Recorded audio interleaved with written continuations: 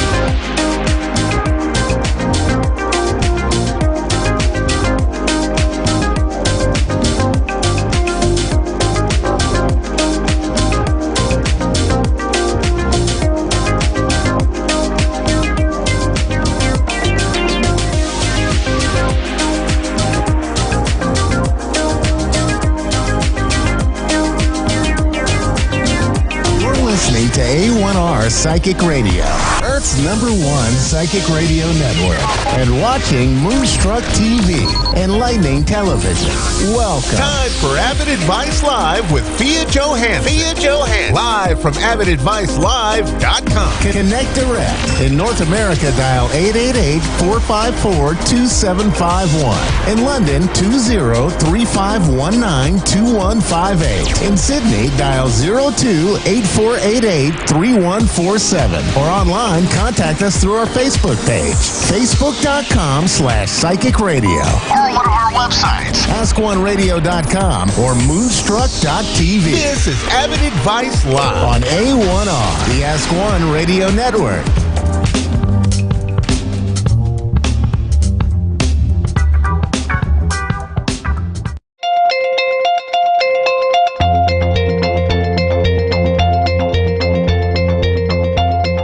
Welcome back to the Global Entrepreneurship Initiative. I'm excited to introduce our next speaker, Ms. Fia Johansson, who's better known as the Persian medium and subconscious mind surgeon.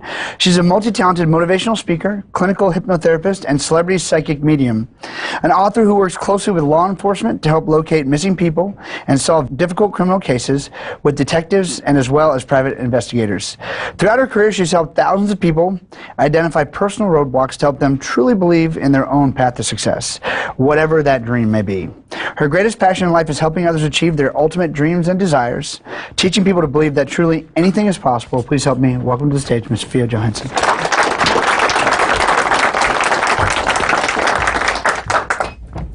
Well, hello everyone. I love the spirit in this room. Really, I do. You guys having amazing spirits, which actually helping millions of people so far. As Nick said, my name is Fia Johansson. I'm a medium and subconscious mind surgeon.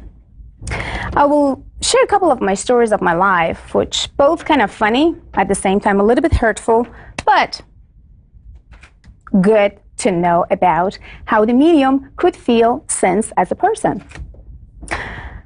I was at the age of 7.5 when I found that I have some sort of power. Of course, first it was kind of odd, a little bit difficult to understand myself, and I kind of like felt something is not correct with me because I could see, feel, and sense things before things happened. I went to my mom and asked, "What's wrong with me?" "Nothing, you're good." "Should I take you to the doctor?" "No, I don't know, but I can feel and sense that something crazy is going to happen to my grandma," example. "Something is going to happen to my uncle," and all this stuff.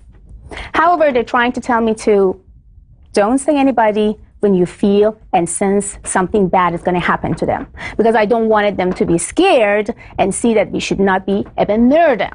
I says, okay, at the age of 7.5, I should just like not saying anything and just relax. At the age of 11, I found one of the most hurtful untruths about my life, which was completely true. I found out that my grandma, who actually I knew and I felt as a mom, is just my grandma and not my mom. My grandpa was my grandpa and not my father. My uncles, they never been my brothers and they've been just my uncles. And my mom, not ever been my sister, and she always been my mother.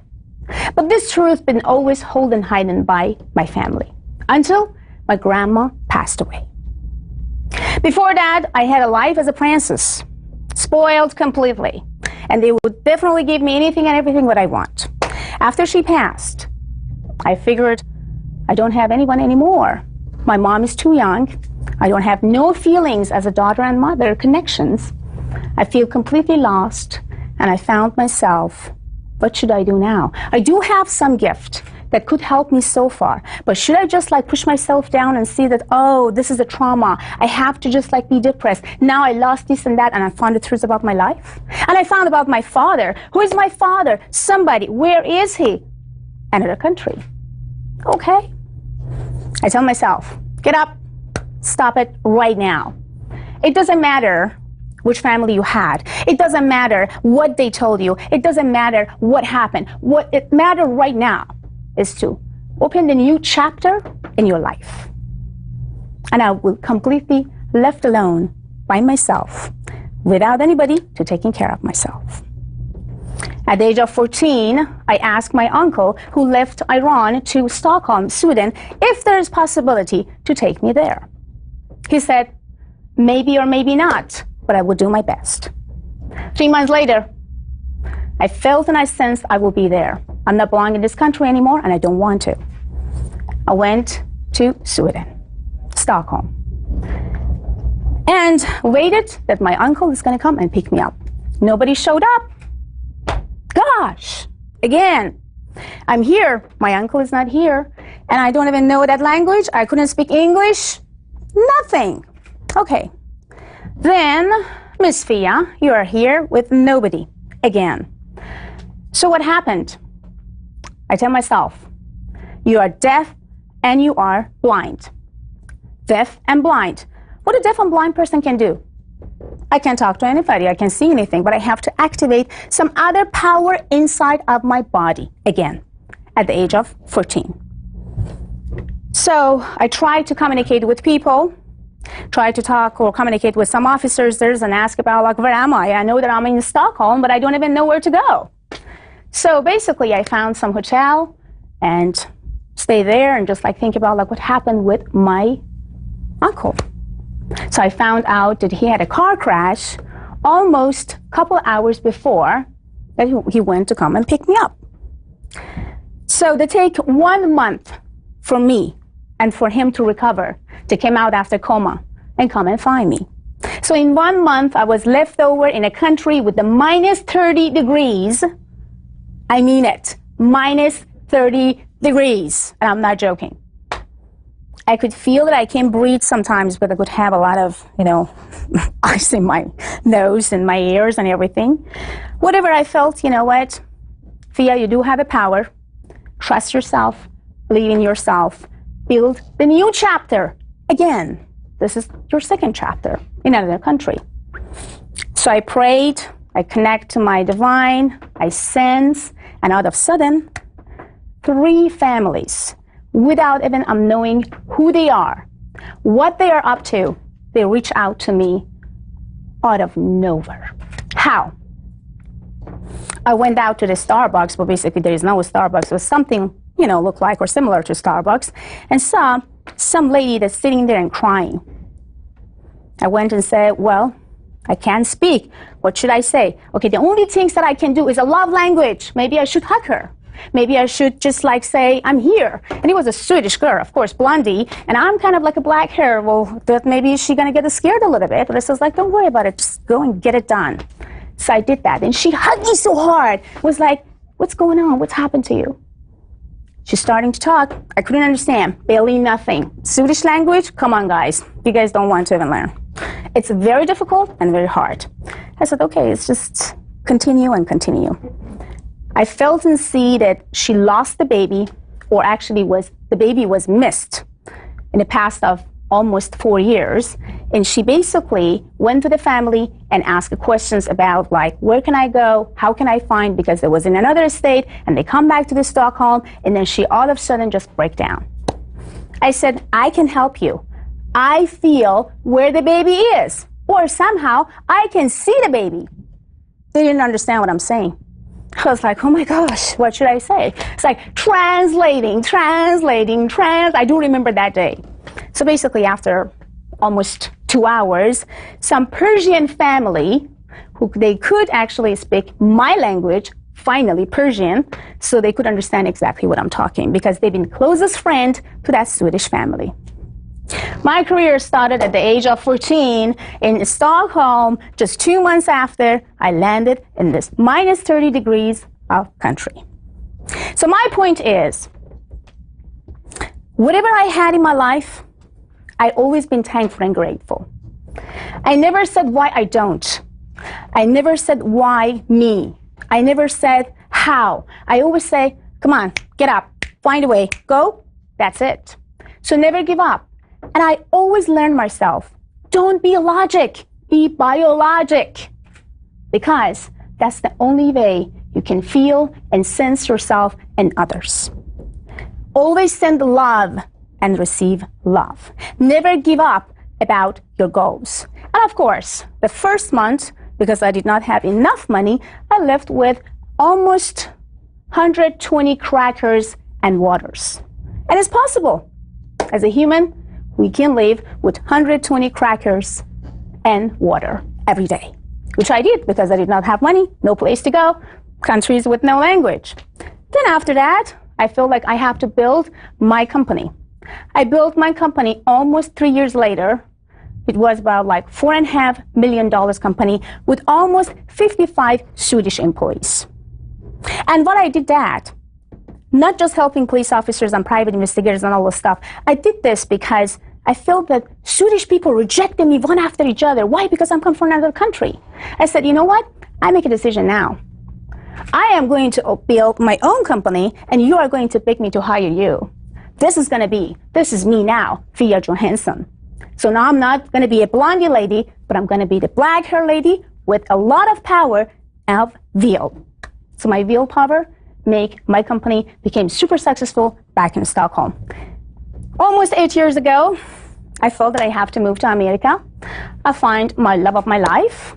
And when I come here, I felt, okay, you left your country, the way that you love, basically after so many years, and now you want to just start from scratch. So I knew about 5 languages already, but my English was not good at all. So I couldn't barely speak English. I was like, okay, start it again, Miss Fia.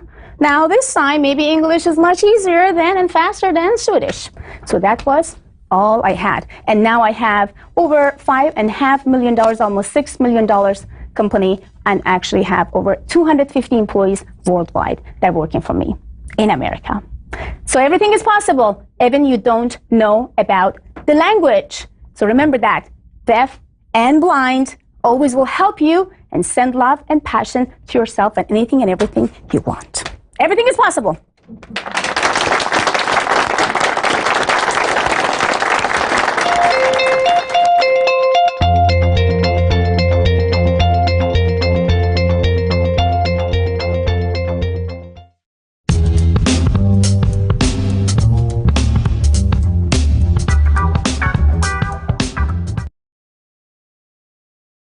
You're watching Focus on South Florida.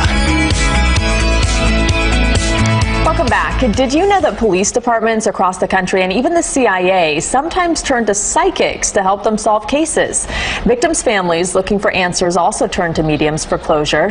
Fiona Johansson is an author as well as a licensed psychologist and hypnotist. She's also claims to have psychic abilities that have saved lives, and she's perhaps best known for working with people to help find missing people when more conventional means come up short. I recently sat down with her to talk about how this all began and the advice she has for all of us. Okay, so what exactly do you do when you work with law enforcement and you work with the families of missing victims or unsolved crimes? What kind of work do you do with them? Helping them to find some relief, some closure for the family members, and also law enforcement to put all the puzzles together to find the real answer for the families. How did this all come about? I mean, how did you discover this was actually something you were going to pursue, or that you had some sort of intuition to help people with this kind of work? I was 7.5 when I found about my abilities. Then I started kind of like to feel something is not correct with me or right with me, because I can feel, sense, and connect with people before even I meet them, before even being in the place that they are, and I can even predict things 2 weeks before things happened. So basically, to me as a child, was not really the cool experience, but then after that, after the age of 17, 18, and 19, I thought that's the fantastic things, because now I can feel and sense anything and everything in my way and my family's way to help.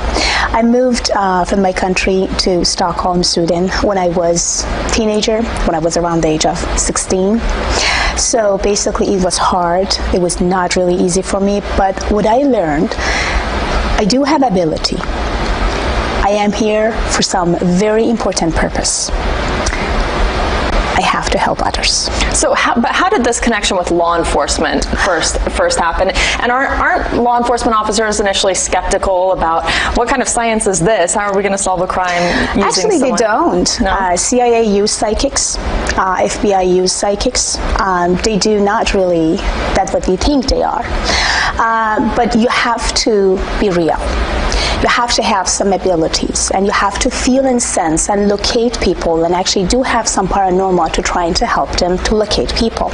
So basically, when I started, I was at the age of 17. I was back in Stockholm. It was actually a very hot summer, and all of a sudden, I felt that I have some very hot vision in my face. It sounds like someone trying to be killed, or someone already been killed, and it was already recent. I could feel, I could sense the blood and everything. Then I went to the store, and all of a sudden I see that, yes, that was actually some sort of, homicide and other stuff like, all over the place. And I kind of remember that I tried to stop the officer and say, stop, don't go there.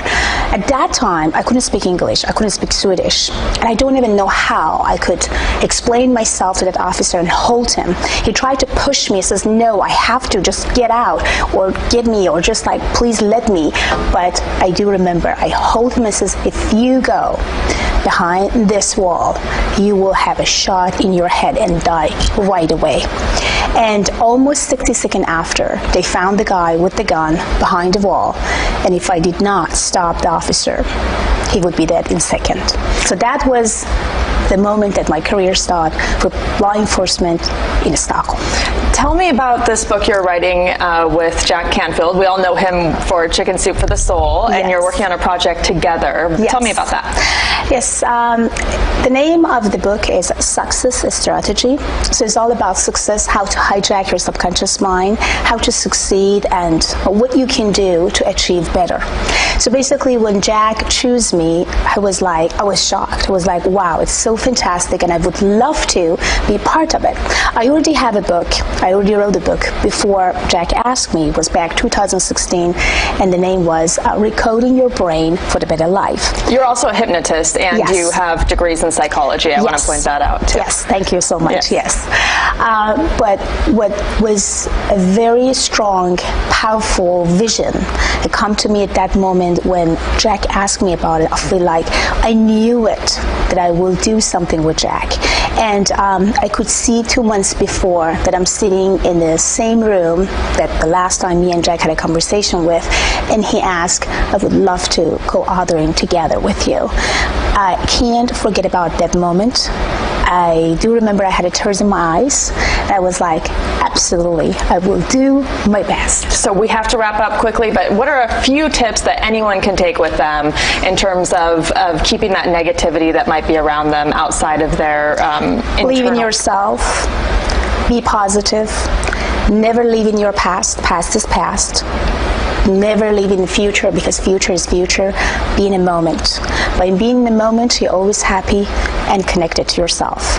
Negative thoughts, negative energies is all in our thought. The way that we are thinking, feeling, and connecting. You can easily remove and reduce them by just change your thought. You can easily hijack your subconscious. Be yourself, hijack your subconscious, be in a moment, let go of your past, and forget about the future. Okay, thank you so much for joining us. You're very welcome. Johansson, who also goes by the Persian Medium, also works on books, as you heard, guided meditations, and art.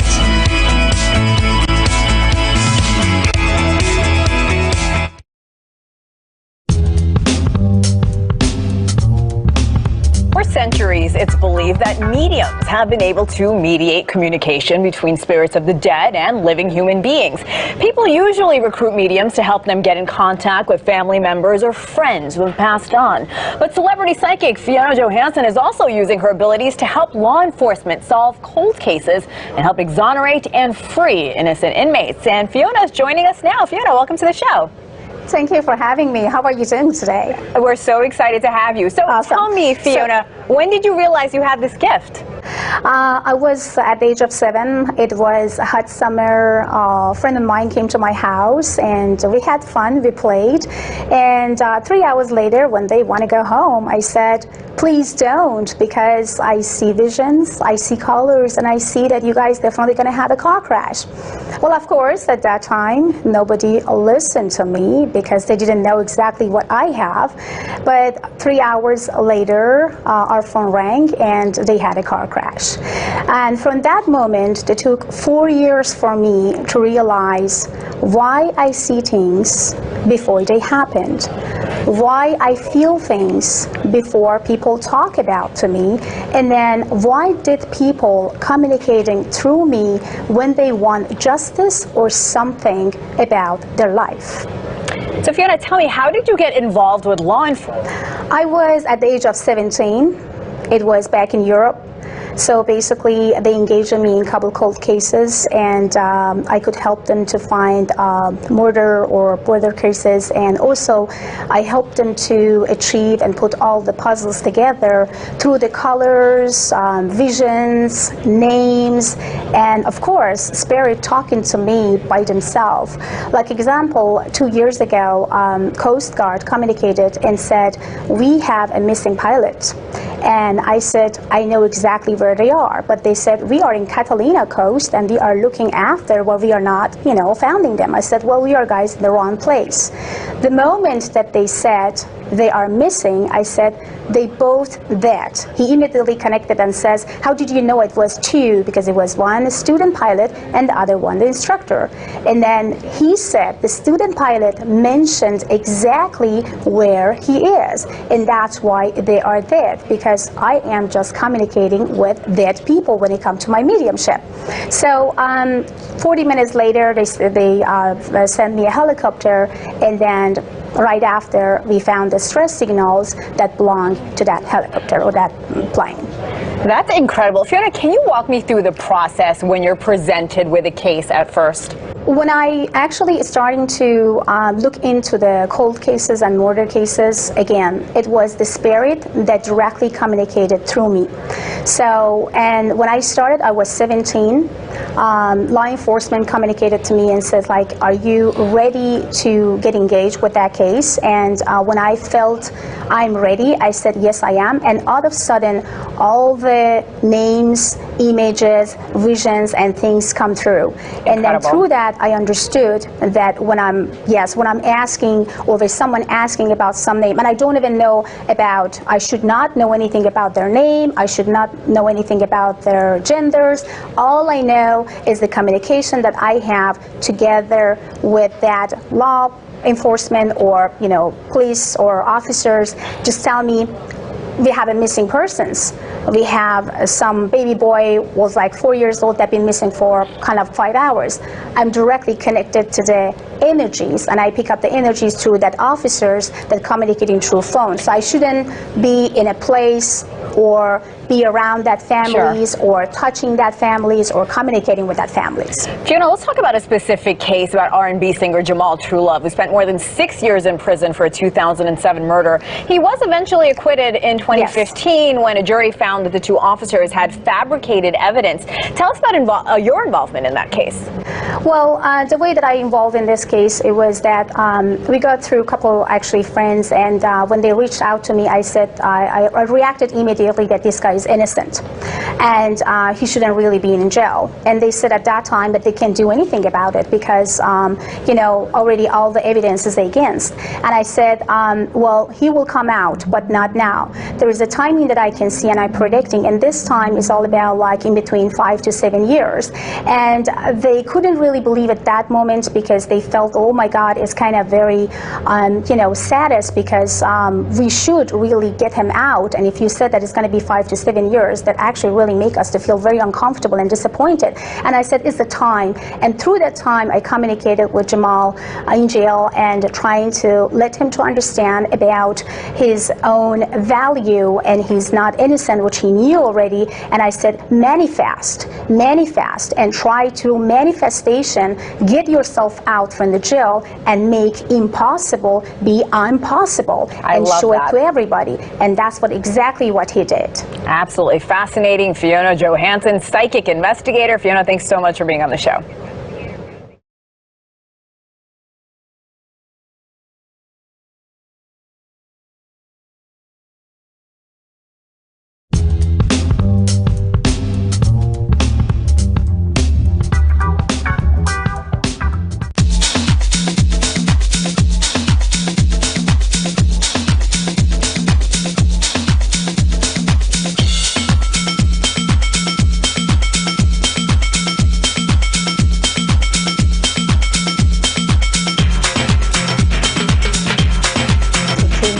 naturally to me.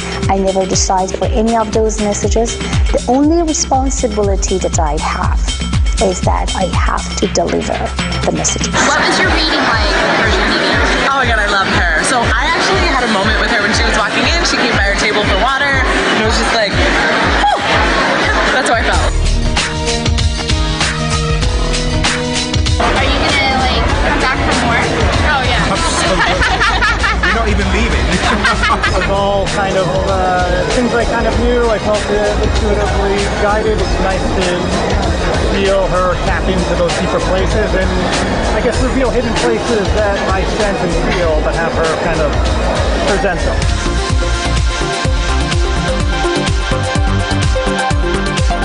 She said, I'm going to meet a man who's going to come right to me. It's been quite a while, and if that happens, I'm going to be in huge debt to her. This was a great reading today because it lifts my spirit. Spirits have been depressed for a while because of adverse happenings going on. I'm very pleased about that.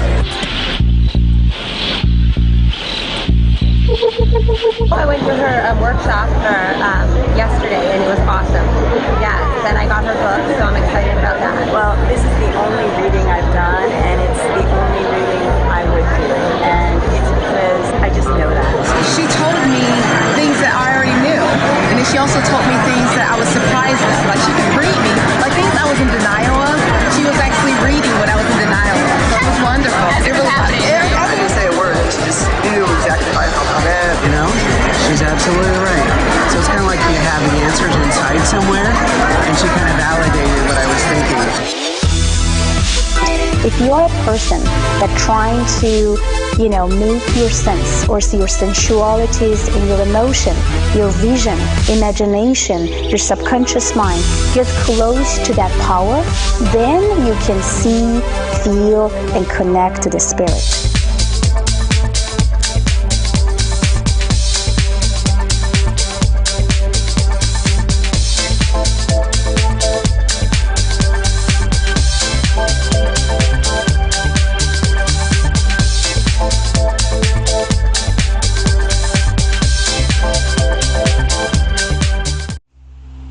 Welcome to Avid Awakening, a beautiful, gorgeous wellness center who will adjust you mentally, emotionally, and physically.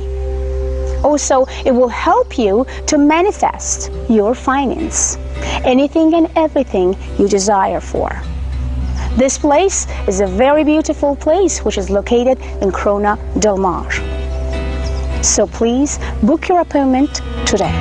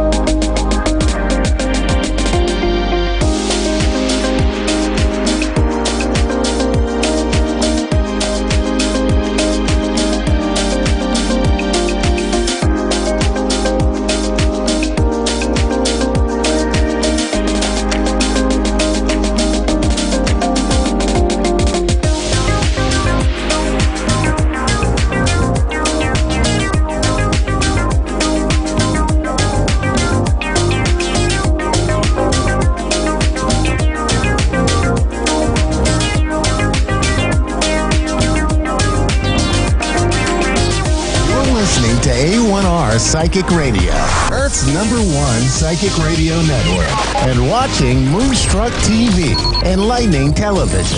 Welcome. Time for the Aussie Goddess. Live from theaussiegoddess.com. Connect direct. In North America, dial 888-454-2751. In London, 20-3519-2158. In Sydney, dial 02-8488-3147. Or online, contact us through our Facebook page, facebook.com/psychic radio. Or one of our websites, askoneradio.com or moonstruck.tv. This is the Aussie Goddess on A1R, the Ask One Radio Network. Hello, everyone, and welcome to the Aussie Goddess TV show. Sorry, I just never know what to open with. It gets me every time. So thank you for joining me. Thank you especially to you people who've come over from my YouTube channel and from my Facebook page. So I appreciate all of your support.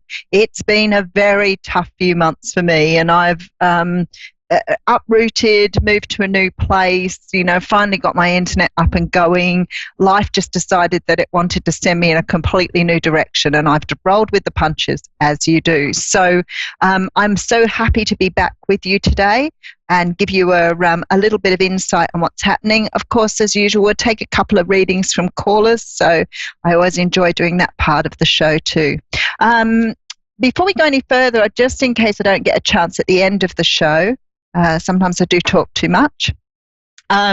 Just letting you know, I am on YouTube daily, weekly, and monthly doing readings. I offer personal readings as well, so I do that face-to-face if you're close enough to come and see me. I also do Skype and other methods for overseas. So I am internationally known now, which is so awesome. I'm still in awe of my journey, but I follow what my heart and my spirit is telling me to do. And I also am on most social media, so you'll find me in a lot of places. So let's have a look at the energies of today. We do have the Two of Swords coming up as the main energy of today. So the Two of Swords is a card where it talks about a decision that needs to be made. That isn't a great decision. It's a decision that's going to cause you or create a little bit of pain for you, because you have to make a decision about whether you want to speak a truth to someone or move away from someone. That's about cutting them out. So the swords are all about the energy of precision, clarity, and ensuring that you're doing what's best for you. So it sort of brings it to a little bit of a stalemate sometimes, because you don't always want to make a decision. I feel like some of you are trying to work out what direction to take in your life today, or over the next few days. This is sort of this feeling that maybe there's two jobs on offer or two situations on offer, and you're trying to choose between the two. I do see a lot of swords and a lot of anxiety. In fact, 5 cards on the table, they're all swords. So a lot of anxiety, a lot of stress at the moment, trying to make your mind up what you want to do. Now, for others of you, this could be about, just trying to plan out your life path. You may be deciding to either give up work and go and study something. You may be looking at walking away from someone. I see a variety of things here for people. But the main thing here is this is about you speaking your truth. This is about you speaking up for what you truly believe in and what you feel is really important here. As I said, for some of you, this is about walking away from someone or cutting someone out of your life. So you could have a very difficult decision to make.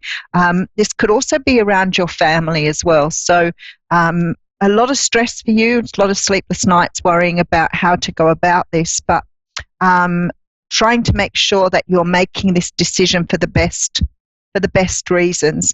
Now, what I do want to say to you is, for some of you here, you've perhaps been holding on to something too tightly. So perhaps you're trying to let go of something, something that's sort of held you in place. Again, coming back to a relationship, but certainly wanting to, it could be for some of you holding on very tightly to your money and not having an opportunity to move in a new direction. But I feel here that there's sort of like a very much an energy here of you taking your power back. Whatever this is, this decision's going to help you become more self-sufficient, more understanding of yourself and the way you think about things and what you want in your life.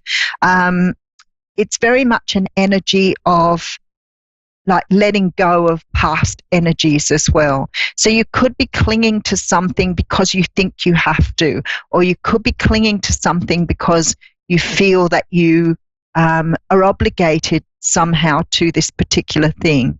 So this definitely is a week of releasing old energies, making good solid decisions for yourself that you have really good clarity on, but also making decisions for yourself, not for other people.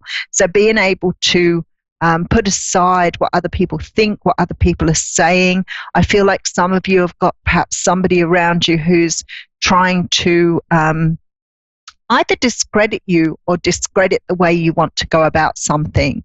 So sometimes think people try to do things because they think it's best for us, but actually they impede our progress because we listen to what they have to say rather than following our own, the beat of our own drum is what Spirit is saying to me. So very much this week, a feeling that you need to follow the beat of your own drum, make decisions that are in your best interest, but definitely a time for, picking up those things that you've left behind.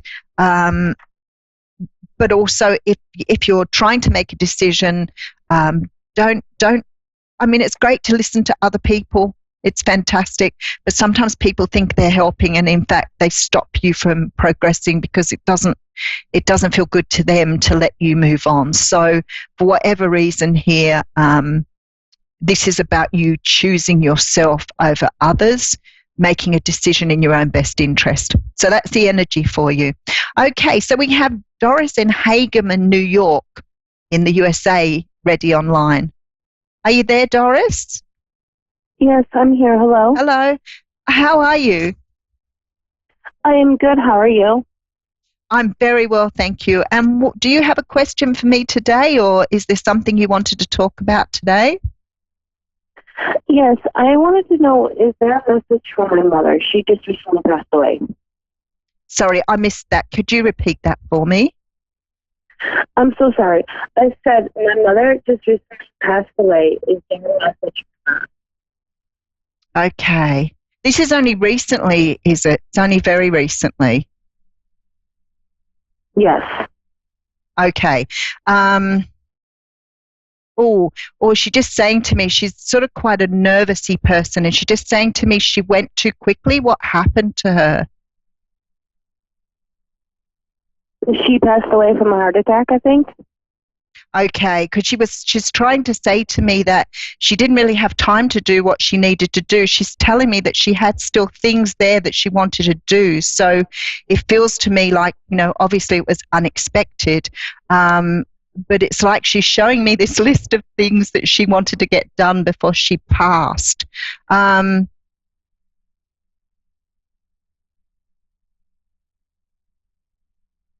Okay. Was there somebody around you that's pregnant at the moment? Not that I know of. Okay. All right. Then there must have been something that she wanted to do or bring out or rebirth. So I'm trying to get this, what she's trying to say to me here. Because it feels to me like she wanted to say or do something and she didn't get an opportunity to do that. And she's quite anxious to get this across now. So I'm trying to work out exactly what she's trying to say to me. Was there some unfinished business? Did you have something planned between you? Yes. You did? Okay. Whatever this is, it sort of, she's feeling like she wasn't able to finish something with you or conclude something or work something out with you. So I'm not quite sure what that means to you, but she's saying here she wished she had the time because she feels like there was so much more to say to you and she didn't get that opportunity. Okay. Okay. There is... I don't know if she wasn't good at expressing herself because there's a great deal of love and compassion for you here, but I feel like she never really got the opportunity to show you exactly how she felt. So it's sort of like she feels a little bit sort of like she's got ripped off, basically. But she feels like quite an anxious person. So it's like she's very frantic trying to get this message across at the moment. So something she wanted to say to you that she didn't get to say. Okay. Okay, so let me just get into the energy a little bit more.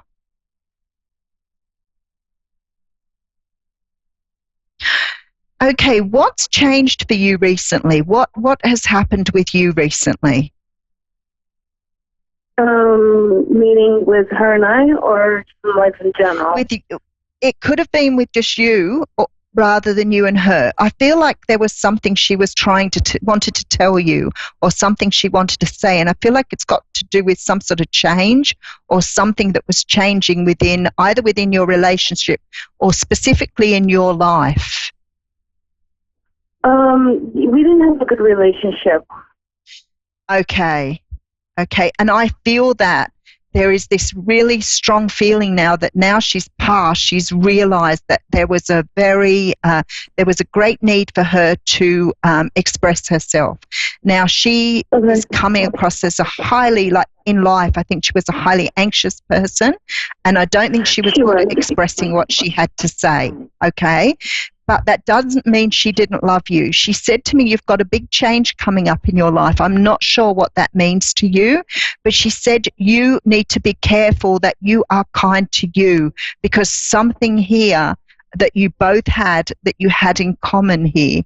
So I think that either you may be anxious or maybe a bit nervous about making changes in your life too, that you're reluctant to make, because she's very much trying to guide you in either a different direction or move you into a different area now. So even though you didn't have the greatest relationship, I feel that underneath that she really did love you, but I don't think she knew how to express herself. So I think she came across as being cranky and anxious rather than being loving. Yes, yes, she was very, very cranky and anxious. Yes. Yeah.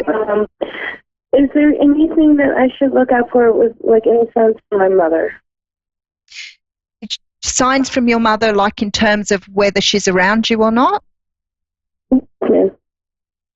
Okay. All right. Let's have a little look. Let's see how she's going to do that. Okay. Now she's showing me curtains. Do you have curtains in your home? Yes. Because they're not something that everybody has nowadays. Curtains are sort of only some people seem to have curtains now. Now she's showing me something with the curtains. So I actually see them like blowing, but there's not a window open here. Now, I don't know if that means that she's going to show you she's around by moving something around like your curtains, but there's what I see, or what she's showing me is like there's a curtain and it's like it's blowing in the wind, but when you pull it back, the window isn't open. So either you either have a curtain that has a window behind it that you don't open. Do you have a curtain in your house where the window doesn't open for some reason, like a fixed window? Not really. I mean, like, all my windows are open. I mean, I've access to them. All right. So next time you see the curtains blowing, if your windows aren't open, that is your mother. Thank you so much for this information.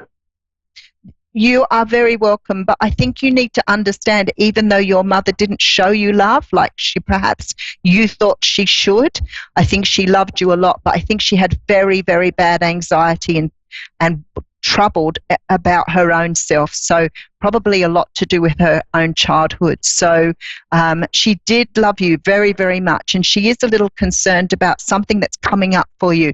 So just follow her messages. She'll try and get you to move in the right direction. Thank you so much. You're very welcome, Doris. Much love to you. Love and light. Thank you so much. Thank you. You're very welcome. Okay, so we have Ashley in Chicago coming up next. So Ashley, are you there? Yes, I'm here. Hey, how are you going? Good, how are you? I'm very well. We have a lovely clear line. So what can I help you with today? So I'm actually making a very difficult decision right now with my relationship, and I was just wondering if you could provide some insight with what you saw. The funny part is I've just done a daily reading for people, and it was all about making a decision that was very difficult. Okay, let me just get into the energy a little bit. Sure. The thing is, you've been thinking about this for a long while. This is not something that you're taking lightly.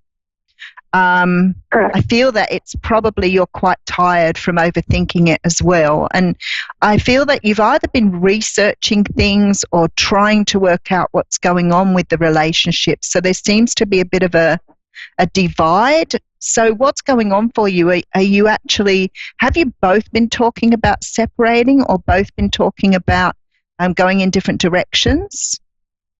No, definitely not on his aspect. It's definitely on my aspect. Talking about going separate directions. We have done the marriage counseling in the past years ago, and we're kind of at the same point again.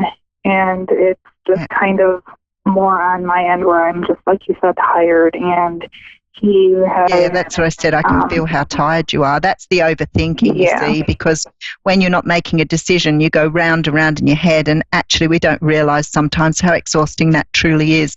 I actually feel too that you're bottling your emotions up a lot at the moment. I can feel your emotions right under the surface. So to me, you're just almost like you're just holding it together at the moment. You're ready to sort of, you're ready to fall apart. So I feel that this is something that you've already decided. Your soul, your spirit, your higher self is already trying to talk to you about what you need to do.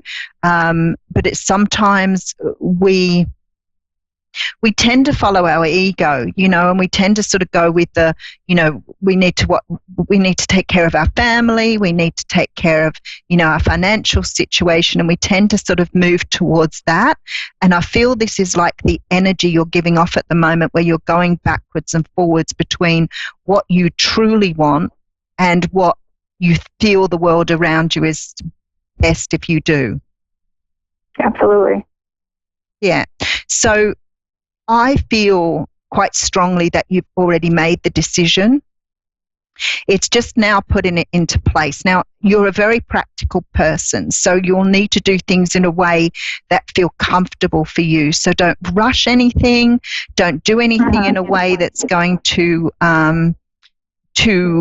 make you feel like you regret, because I have this strong feeling that you're the type of person that thinks things through, does things in a very orderly way, but when it comes to something like this, you're not sure if you should just cut and run. And I don't want you to do that. I want you to do it in the way you need to do it, because if you cut and run, you're going to regret what you do a little bit later. And I don't mean that in a negative way, but you're going to question your own motives, and that's going to make you feel very sad. And then sometimes we go backwards rather than just going forwards. I feel it's like you're flogging a dead horse, okay? So that's the energy I've got here. Yeah. And somebody once said to me, if the horse is dead, get off. But I feel like that you're trying to make something out of something here that's just not going to bring you the satisfaction. Ashley, I feel like you've done a lot of growing in the last few years, and I feel that you are sort of a person that doesn't stop that growth. Like you're always looking for new things to do, and new things to bring into your life. And I feel like you're very stunted where you are at the moment. So it's like, to me, you're pleasing everybody else instead of pleasing yourself. That's true. Okay.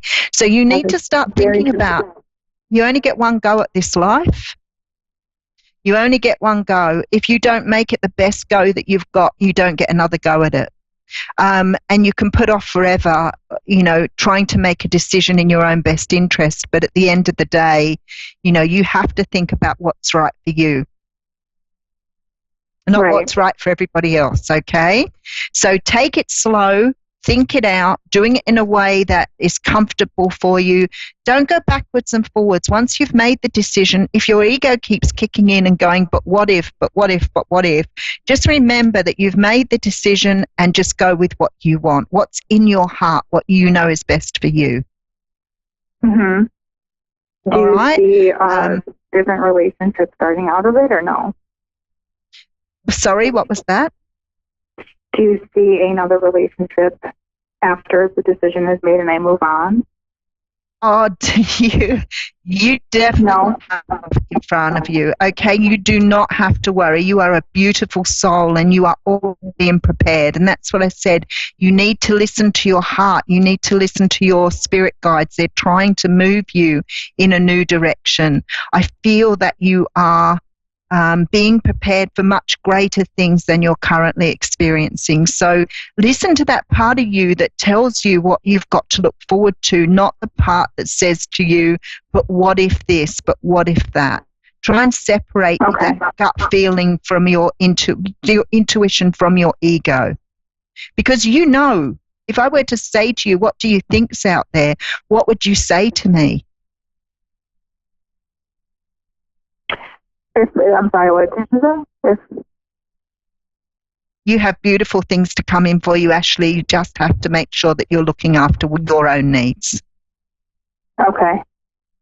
All right? So be kind to yourself. Take it easy. No flash decisions. Just make your decisions as you need to, but go with your gut. Okay. All right? And good luck. Thank you. Thank you so much. You're very welcome. You're welcome. Okay, so we have a little bit of time left. So what can we do for the last little bit of time? Okay, let's talk a little bit about relationships, because I think that it's really, after sort of talking to that person there seems to be something I need to talk about with relationships.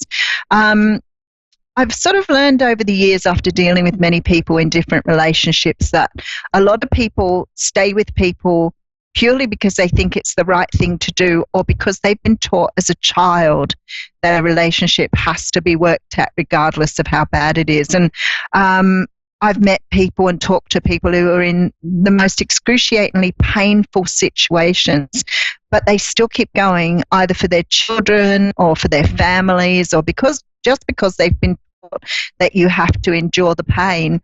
And we don't. We have a choice. And a lot of the time, if you're with someone who's, fairly abusive or can be quite narcissistic, or controlling, you often put your own needs aside because the thought of walking away from something is more painful than staying where you are. But actually the pain you're enduring, whether that's for you or your family or your children, is far worse than moving away. And it's such a huge decision because you have to think, how am I going to manage financially? How will I manage with my children? And a lot of the time I speak to people who've been thinking about this for years before they finally take the plunge. It's okay if it's not working and you've tried counseling and you've tried every possible way of approach and it still isn't working. It's not going to work. People can change for a little while, but it has to take great dedication to make sure that you're doing what you say you're going to. So a lot of the time people go, yeah, let's give it another go and we'll do it. And it works because both people are dedicated.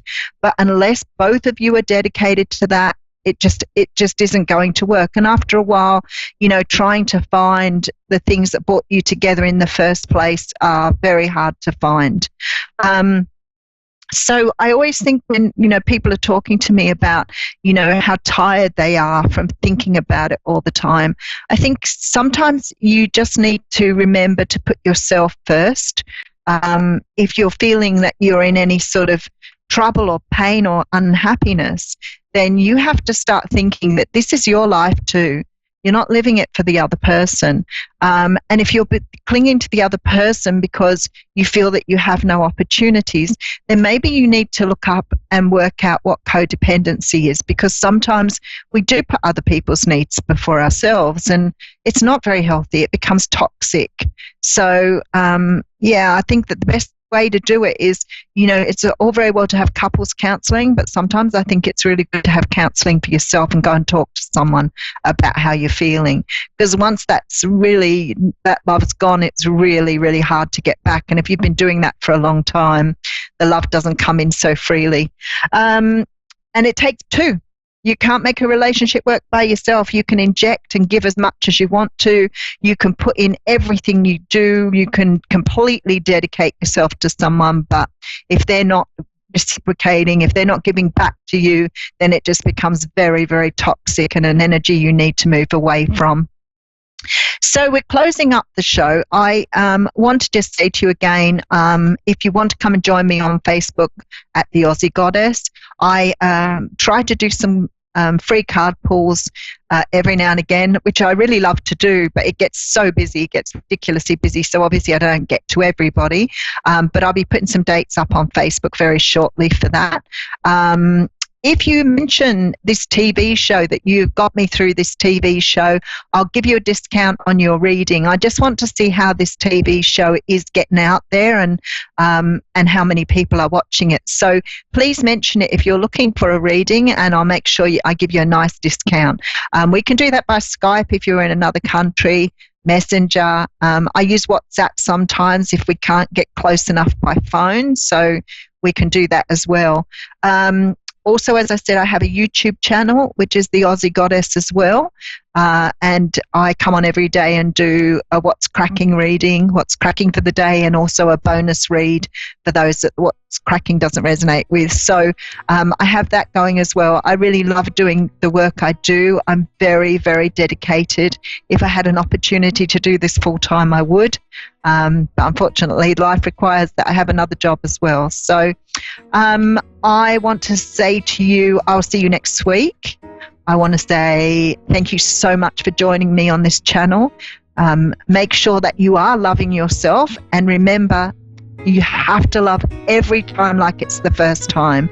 Don't take any baggage with you. So if you're walking away from something, make sure that you relieve yourself of all the things and forgive people and move forward with absolutely just giving a new person absolutely all of you. So much love to you all, and I'll see you next Wednesday or Tuesday for you people in other countries. Thank you.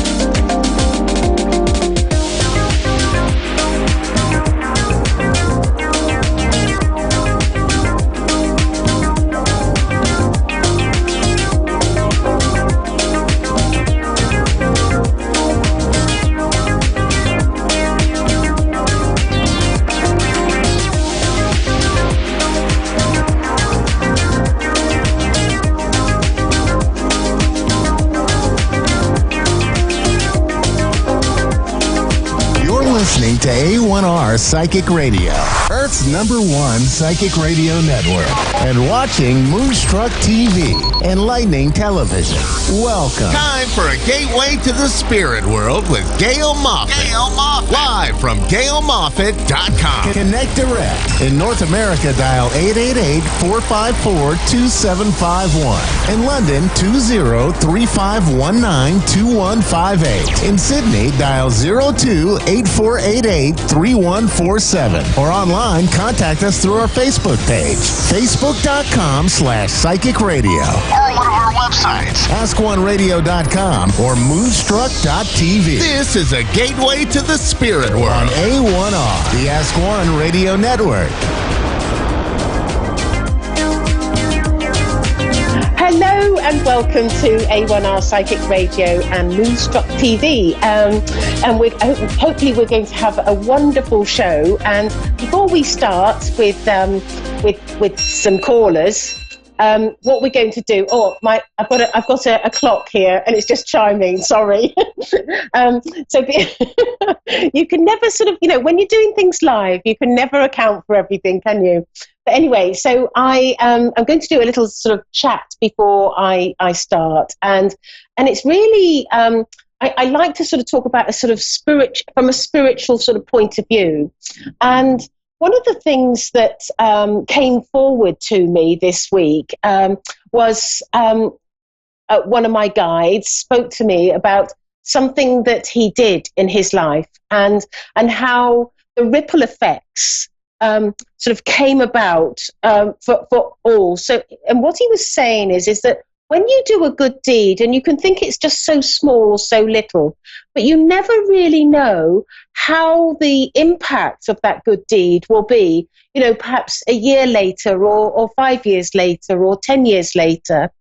And it's something that, when we think of sort of religious doctrine in every sort of religion, we always think about how, just sort of how it is so important to be loving towards each other, and sort of think about, our brothers and sisters and be kind. And sometimes when we think of people in our world, like charity workers or doctors that work 80 hours a week, or nurses or teachers, people that are giving, and people that volunteer as well, people that are giving to society, and then in the realms of charity work, there's all those people that raise money and sort of work tirelessly to raise money. And I know that a lot of people sort of think, I'd love to go and work for a charity, but you always know that when you do work for a charity, you're never really going to sort of earn the sort of money that perhaps if you went into, say, banking or finance or something like that. And so it's I just do feel that it is a vocation. It is a spiritual vocation when people take on those jobs that perhaps aren't paying the sort of the salaries that you could get elsewhere, but is giving to society and giving to people. And if we all did, say, a good deed once a week, or a good deed once a day, or smiled at somebody when we're walking down the street, or just sort of being helpful to somebody, then if we all did a little bit of that, can you imagine what the world we would live in? We would live in this world where kindness is all around us, that people smile and are happy, and that there's love for each other. And ultimately, that would lead to peace. If everybody is sort of behaving like that. And, I also think that, many people are influenced by other people's actions. So for instance, particularly children, if they see sort of adults behaving in such a loving way, they will grow up to be the same and be sort of loving and supportive. And so we can all sort of, almost be, we can all play a part in creating peace in this world. And because every bit of kindness, every bit of loving actions has a ripple effect and goes out into the world and shows like a beacon of light that is beaconing from our world. That's not a word, is it? Beaconing. I think my English is getting bad. Sorry, but is sort of. I've just been told a good word to be said was beaming or shining. So we'll go with that. That's very good. So yes, so we can be sort of that beacon and shine that light into the world. And I do think that is the way. Just drop my microphone. That is the way that I think that we can create peace. It has to start. And one of the things that I was always told by my guides is that one of the starting point, this very, very starting point for peace in our world, is to start from our individual hearts. And so if we have love in our heart and spread it in the world, then that can only make a difference. And if we give a bit of love every day, then that would be a wonderful place to live in, a wonderful world to live in. So that's my little spiritual talk for today. But I understand that we have a caller that is waiting to speak, and her name is Tony in Ashtabula, Ohio. Are you there, Tony? Yes, I am. Hello. I don't know if I pronounced that right. Ashtabula. Is that yes, correct? That's correct. Oh, good. So I am a medium, and I can connect to loved ones in the spirit world, or I can go to my guides, and we can give you some guidance about what's going on in your life. Is there a particular way that you would like me to work? Yeah, I would like some guidance and in my life, and and I'd like to basically see if my father is still So your father, did you say he's in spirit or? Yes, and so is my brother. And so is your brother, and some guidance. Yes. Right. Well, the first person that's coming forward is your brother. He's just come straight in, right in front of me, and he's so I know and I feel that your father is here too. But it's interesting because they're not standing by each other's side. Would you understand why that would be? I've got one on one side and one on the other side. And generally that happens when they don't quite get on. Or it may be that I've got this great big computer with lighting in front of me and they haven't got any room to stand anywhere. Yeah, it might be just that, Tony. But I just thought I would just double check, because often when they're standing as different sides, it can be that. But they haven't told me that specifically. But I know that your brother he's very excited and jumping up and down, and he's I feel that he's saying to me, he's got some amazing memories of his life with you, and he feels that and he's saying to me that at times you were like his best friend. And when I say at times, I could be the whole time, but I don't know. But I just get that feeling that there was this real close, strong bond and a strong relationship that you had with your brother.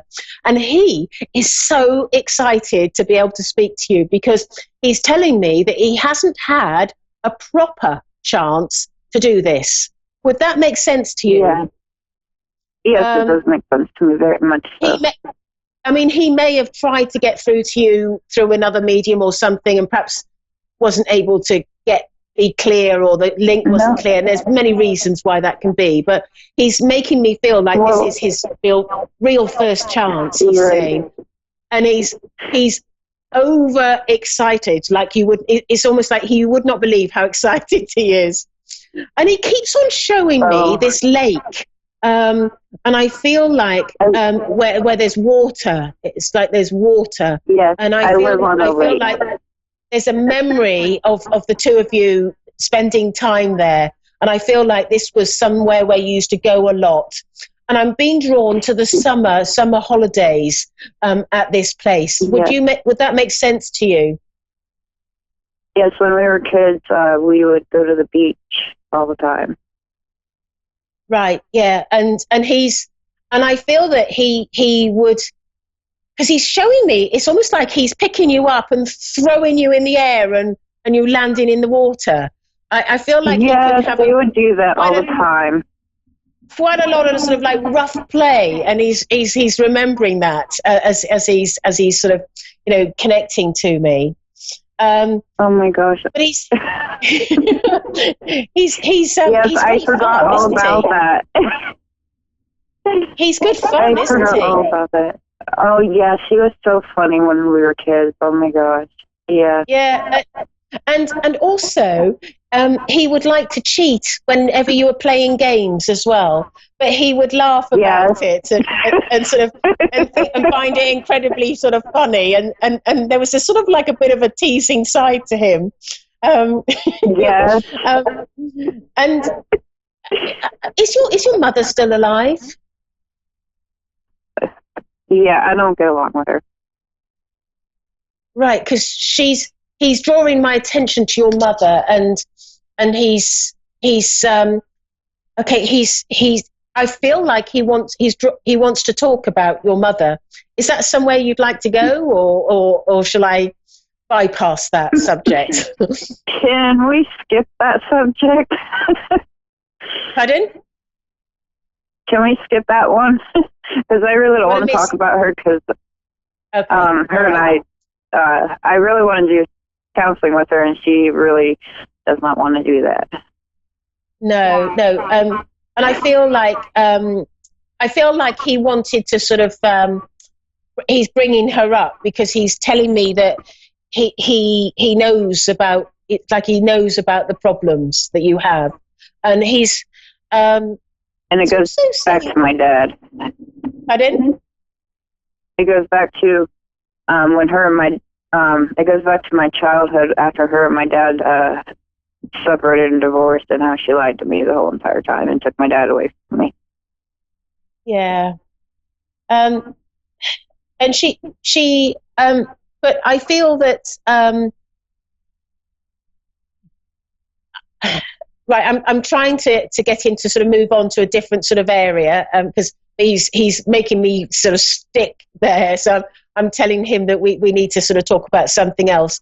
But he's okay. Oh, he's saying to me that there's been some problems with work with yourself. Does that make sense to you? Yes, I have a hard time holding down a job because of physical elements. Okay, because what he was saying is it's stop-start. That's what he was saying. I've got a sort of, it's like a stop-start sort of situation, and you've been. It's almost like you've been searching for this ideal job, but this ideal job hasn't come around yet. But you know the sort of job that you want, and you keep on looking, and it hasn't sort of come round, to you. And it's almost like you need, for some reason, you need flexibility, and I feel like you need flexibility with the hours. And he's saying to me that he wants to help guide you to the right job, because he's telling me that there is that right job there for you, but you just haven't got it yet. And I feel like he's going to be guiding you to that, which is sort of great. He really wants to help you, and it's like he wants to be. He's been a little bit more serious now, whereas before he was all sort of laughing and sort of happy and excited. And I feel also he feels guilty that he has passed, because he feels that he's left you in a situation that has caused you a great deal of difficulty in your life. And I feel like it's because you haven't got that ally and that friend with you as you go forward in your life. Does that make sense to you? Yes, it makes perfect sense. And he's telling me that it's taken a long time for you to. I almost feel like you haven't properly gone through all of the grief, because he makes me feel like you're still in grief and you're still hurt by his loss. Yes. And I feel like it's been some time as well since he's passed as well. It's not like it's very recent. Does that make sense to you? Actually, that is correct. It's been almost 2 years. Sorry? It's been almost 2 years. It'll be 2 years in June. Right. Okay. Because he's making me feel like I just know that you're still in grief. I just know that you're still hurting from his loss, because I feel also that your brother is a bit like a father, a brother, a husband, a friend, all rolled into one. Mm-hmm. Yeah. And he's making me feel like you didn't just lose one person when you lost him. And he does feel guilty that he is sort of on the other side and not there to support you, because he feels that you really do need to have a lot of support at the moment. And he's also saying to me, I feel like has there been an issue with a relationship around you? Yes. I feel like a relationship that either isn't working or hasn't worked, because I'm just getting that feeling that you're particularly at the moment feeling alone and feeling like you're in need of somebody that you love around you, and he wants to assure you that he is around you and hasn't hasn't left you, and he's telling me, he said, would you believe I've spoken to God, and I almost feel with him that he sort of can't believe that he's saying this to you.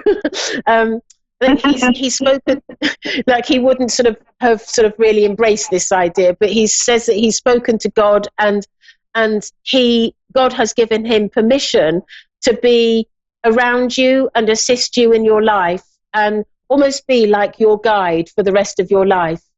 And he's also saying that he will be there when you eventually come to the end of your life and to cross over. He's going to be there for you. I hope that helps. And I know I've got another caller waiting, so I'm going to have to leave it there. But I know I've got your father here as well. And just before I go, I just want to check. Can I ask one question? Very quickly. Okay. Does my dad have a will?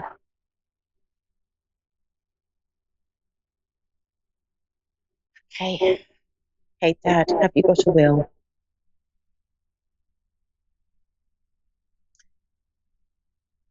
He's telling me that he never wrote one out. I'm not done. Okay.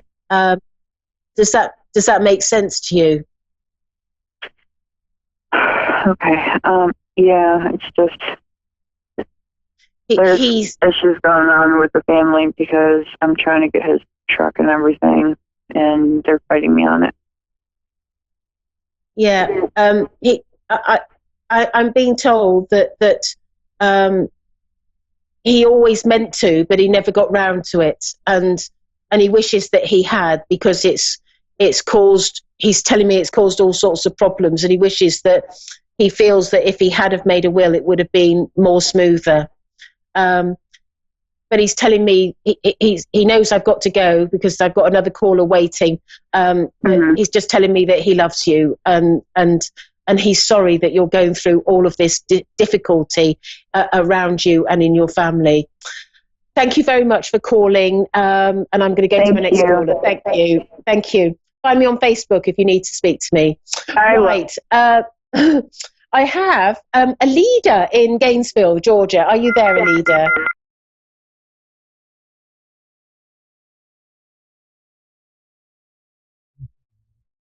Okay. So we're just waiting for Alida. She got a little bit lost on the phone, so we're waiting for her.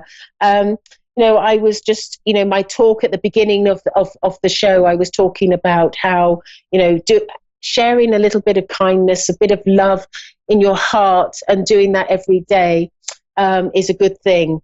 Hello, is Alida there? Speaking. Hello, and how are you today? Oh, just about. Good. How Just are about. I'm very good. So I am a medium, and my name is Gail Moffat, and I can either connect to loved ones in spirit, or I can seek guidance from my guides as to sort of, to help you. Is there a particular way that you would like me to work? It doesn't matter. Right. Okay. Okay. I'm being drawn to Mum. Is Mum in spirit? Yes, ma'am. Okay, because I'm being drawn to Mum as I'm talking to you, and I feel okay. She's just come straight forward and is in front of me, and she's saying that a bit like the last caller. She's saying that she's really excited to be here, and she says to me that she made a promise to you when before she left, before she passed, and she wants you to know that she is keeping her promise and is trying very hard to look after you. Does that make sense to you? Yes. Yeah, so she made a promise before she passed, and I feel that this promise is about. She says, "I just wanted to let my daughter know that I made this promise that I would do my utmost to help her in her life and always be there, and I am doing that. I am around her, and I'm always there." And she's saying that she has the permission to do this because she feels that it's so important to be in your life. She says that you regularly talk to her, and sort of I feel like you're saying, "Oh, Mum, I wish you were here," or "Mum, what about this and what about that?" I feel like you have this sort of dialogue or conversation. Does that make sense? Yes, ma'am. And she says that sometimes you have this big conversation at a photograph, and you're holding the photograph, and sometimes you get cross, and sometimes you're tearful, and sometimes you're happy, but you always have this dialogue, either outward or to the photograph. Yeah. Does that make sense to you? Yes, ma'am. And your mum is she finds it amusing the way you are, and in fact amusing, but she's glad you're like that. She feels that she's telling me that she's your confidant. I feel that you would have gone to her and sort of spoke about sort of situations and problems in your life, and she was the person that was always there for you, and this has been sort of quite a difficulty for you, not having the confidant in your life. Right. And she says that's why you've replaced her with her photograph, and you right. use the photograph as the sort of the confidant. Right. She's telling me you get sort of. Are you in a relationship? Do you have a husband? I feel like you do. No. Okay, then would you understand that you are frustrated with somebody, and I feel like this is a male. Yeah. Okay, because I mistook that for being a husband, but I feel like there's a male there that you get very frustrated and or you could just kick him up the backside. I feel very sort of frustrated, and your mum is sort of laughing because she sees it, and she says she completely understands why you're so frustrated. She said, I just don't think I could put up with that. You know how he is. He's just, it's just like, I can't get my finger on why he is frustrating, but I know this person is frustrating. Would I be right in saying that there's laziness there? Yes. No, that's fine. That's true. That's all true. Not considering your feelings and not considering you, I feel, is the problem. And this is where you get frustrated. It's like you put all the energy and effort into this relationship, and he doesn't. He's sort of a little bit selfish, I think. Yeah, a lot. Yeah. And I feel that you would really like to be a little bit more adventurous in life and do more adventurous things. And you feel a little bit curtailed, like you're held back a little. And I feel that this is another source of frustration because of this person not really being fair to you. I feel that you aren't able to have the freedom that you would like. And I do feel that you would like to go off and visit, say, somebody else that you know, or some friends, or go and do things. And you always have to sort of think, I can't because of this situation. And I'm getting all of this information from your mum. Your mum is telling me this. And she's saying to me that I feel that she wouldn't have tolerated it as much as you have. She sort of admires the way that you tolerate this situation, because I don't think she would have done. She wouldn't have had the patience.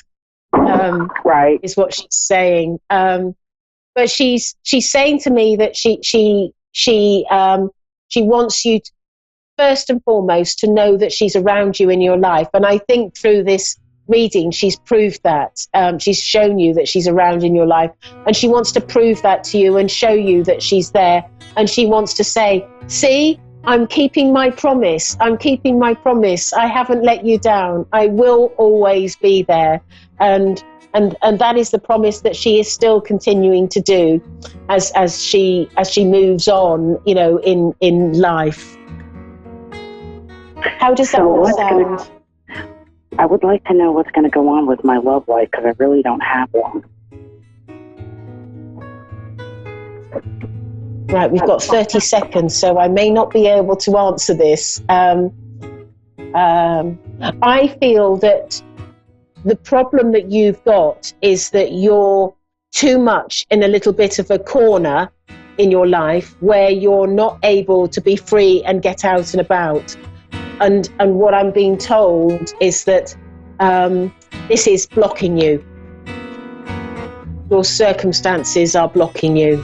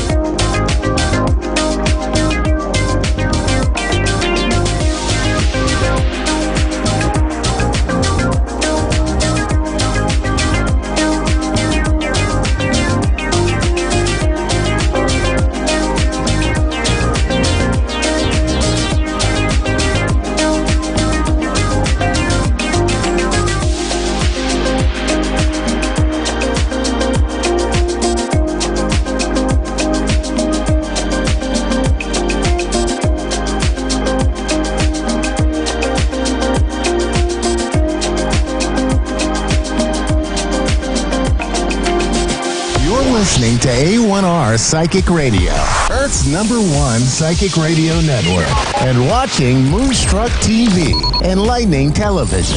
Welcome. Time for Angelic Connections with Carrie M. Bush. Carrie M. Bush. Live from Facebook.com/Carrie M. Bush. Connect direct. In North America, dial 888-454-2751. In London, 20-3519-2158. In Sydney, dial 02-8488-3147. Or online, contact us through our Facebook page, Facebook.com/Psychic Radio. Or one of our websites, AskOneRadio.com or Moonstruck.tv. This is Angelic Connection on A1R, the Ask One Radio Network.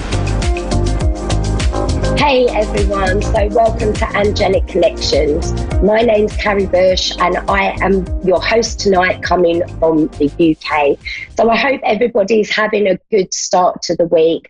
I have got a bit of a rotten cold, so I may need to keep drinking water throughout the show, but I've asked the angels to help me not cough and splutter everywhere. So we've got a really good show ahead.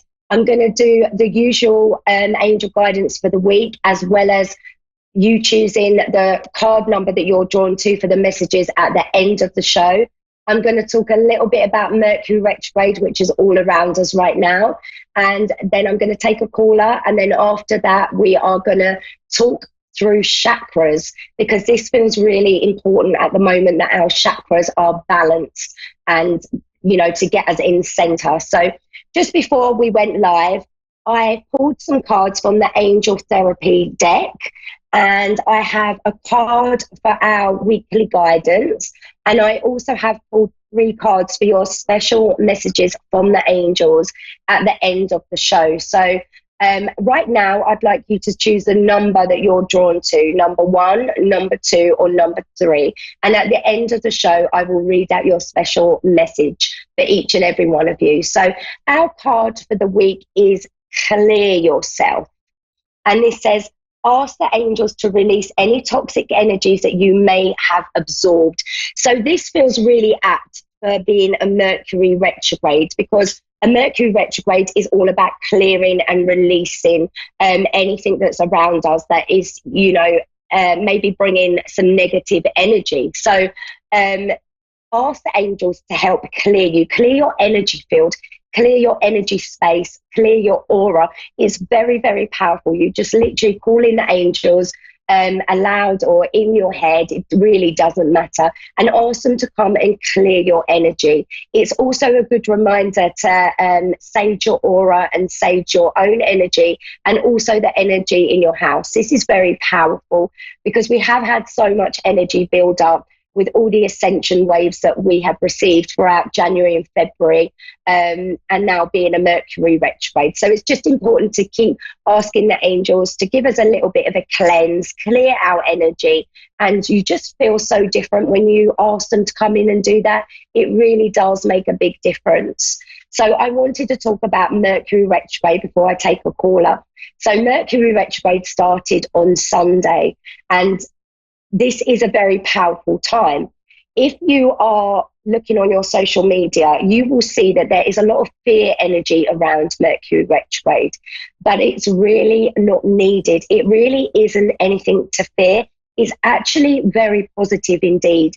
And it is a very, very powerful time. So Mercury is all about the re-word, so revisiting, realigning, reevaluating, you know, it's about going back. So all of those re-words. So we will be revisiting the past a little bit. You may find that old patterns show up under a Mercury retrograde, things that are not serving you, that are blocking you from moving forward. So this could be anything, you know, even relationships.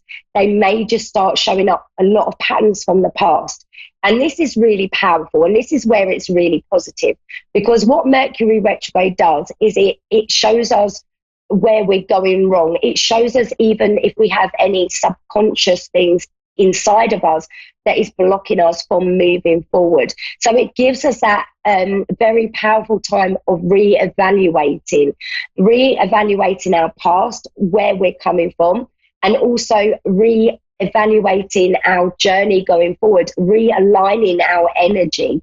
So we may revisit that past, and don't have any fear around this, because actually sometimes under a Mercury retrograde, it can make you feel like you've taken 2 steps backwards, but in actual fact, you haven't. You're taking 2, 3, 4 steps forward. It just doesn't feel like it at the time. So it is a very powerful releasing time and a very powerful healing time under Mercury retrograde. So you will have stuff show up.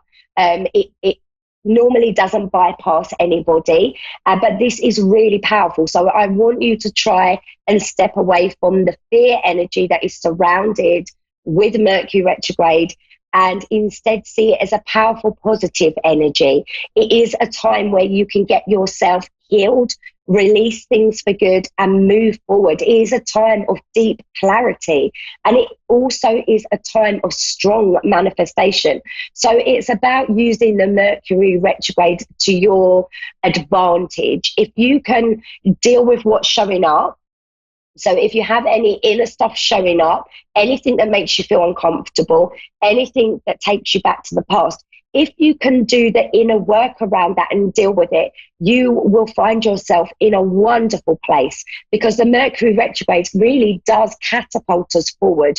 It aligns us to our manifestations. So a lot of people have this big fear energy around it, that when things show up, you kind of feel like hiding under a blanket for the next 3 weeks, and you kind of get into that space of saying, this is awful, I hate Mercury retrograde, it makes me feel awful, I feel uncomfortable, I don't even want to go out the door, that real fear-based energy. But in actual fact, if you can just ask yourself, if anything shows up, whatever highlighting for you under this Mercury retrograde, if you can just ask yourself, what is this trying to show me? What is the lesson here? Where am I going wrong? Is this showing me a behavior that is just not going to work for me going forward? Because remember, we keep speaking about this. We are in 2020, a whole new decade. It is the new age Aquarian energy. We have to work in new ways. Our past ways are not going to work for us going forward. So we really have to attune to this new way of working, a new way of thinking, a new way of being. So ask yourself, if anything shows up, what is this trying to do for me? And if you sit quietly on that, you will be given clarity, and then you can go, okay, this feels a little bit uncomfortable, but do you know what? I'm going to do the inner work on this. So if it's about a relationship, for instance, and it's making you feel uncomfortable, under the Mercury retrograde, then you can say to yourself, okay, maybe I haven't fully healed from a past relationship. Maybe I haven't fully let go of that ex-partner that I was with and the hurt that I went through. So then if you was to do some inner work around that, so doing some self-love, some healing around relationships, some meditation, all of that kind of thing, asking the angels to come in, you would then find that that would easily heal and release around you under a Mercury retrograde. But if you chose to not work on whatever's showing up for you, then what you'll find is after the Mercury retrograde, yes, it will subside, it won't feel so prominent or heavy, but what actually will happen is that energy will just lay buried inner. It will lay deeply buried. So then when we have strong energy again, the same subject is going to come up, but on an even more powerful level. So it is always about doing that inner work. We can't kind of bypass that on a spiritual path. It's so important for our growth. And this is what Mercury is all about. It is about, a new growth, pushing us forward, really getting us going and in the right direction, or making our dreams come true, because that's what we're doing all the time. We're manifesting, we're realigning, we're going on a higher vibration. We are leveling up to make our dreams come true. So this is where we're at. So if you can just look back on your past 2 weeks, so that is in the pre-Mercury 2 2-week shadow phase, then you will see whatever was showing up for you in that 2 weeks. So 2 weeks ago, what patterns have been highlighting for you? This is what your Mercury retrograde is all about. That's a really good guide to let you know what this Mercury retrograde is going to be about, what you're going to be working on, what you need to heal and what you need to release. So it's worth having a little look back, and then it will show you those patterns. So I hope that's helped you a little bit understand Mercury retrograde and take the fear energy out of that a little bit. So we're going to go to a caller now. I think we have a caller ready. Tawaha, I hope I've got your name right. Tawana. Tawana, I'm sorry. Yes, I'm here. How are you? I'm okay. How are you? I'm good, thank you. I'm good. So how can I help you today? Well, I was calling because my mom recently passed away. Okay. I'm sorry about that. Thank you. And we don't know why or what happened, so I was wondering if I can get any type of information. Okay, so I'm not actually a medium. To get that kind of strong information and powerful information like that, you probably would need to connect to a medium. But I can pull some cards and we can see what comes up. I'm happy to do that. But you would probably need an actual medium who could link in directly to your mum and your mother's energy to get that kind of information. But I'm more than happy to pull some cards and we can see what the angels give us around this. Okay. Okay, so let's pull you some cards. I'm going to ask your mum's energy to come in.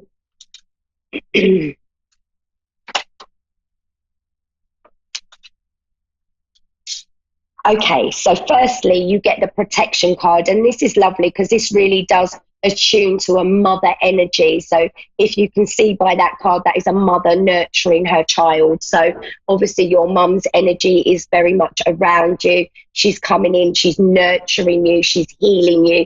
She feels that pain. I feel straight away that the angels are giving me a very powerful message of that you're not to worry. She doesn't want you to be so upset. Obviously you're going to be upset. You've just lost your mum. I understand completely because I've also lost my mum, so I understand those emotions, and obviously we do have to honor them and go through the grief cycle, but it's going to be more painful for you because you don't have answers.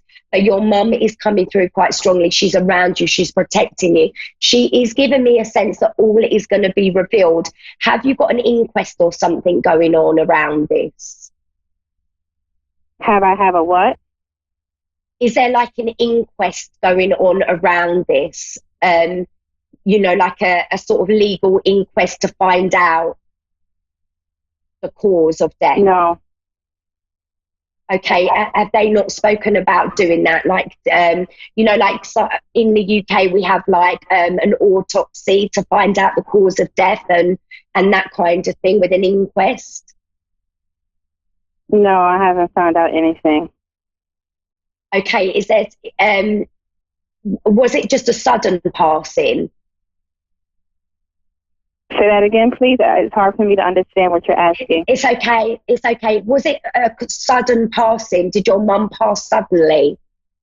Yes, suddenly passing. Yes, they just found her on the floor with, that was it. It was like she wasn't sick or anything. So it was sudden and no one knows why. Okay, because I'm feeling like the angels and your mum's energy is certainly around, because your mum's energy is strongly around you.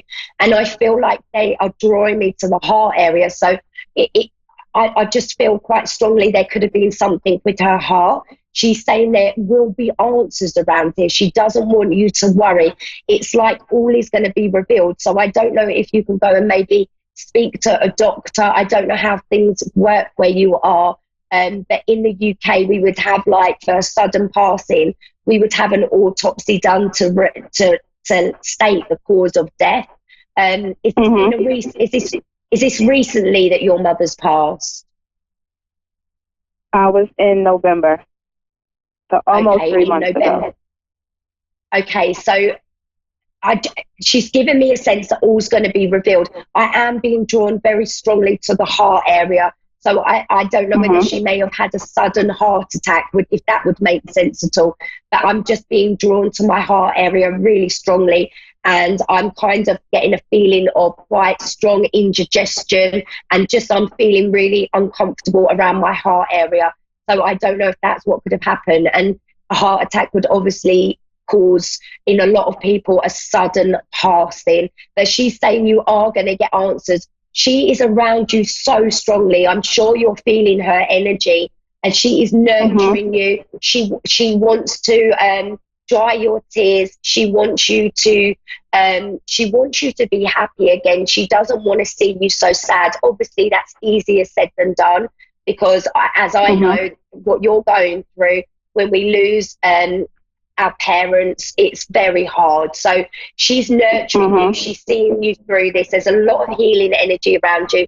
And she's saying the answers are there for you. So it may be worth you having a reading with a medium, because there's somebody who's got the full answers there for you. So maybe see if you can find a medium local in your area. I feel like she wants you to go and see somebody in person.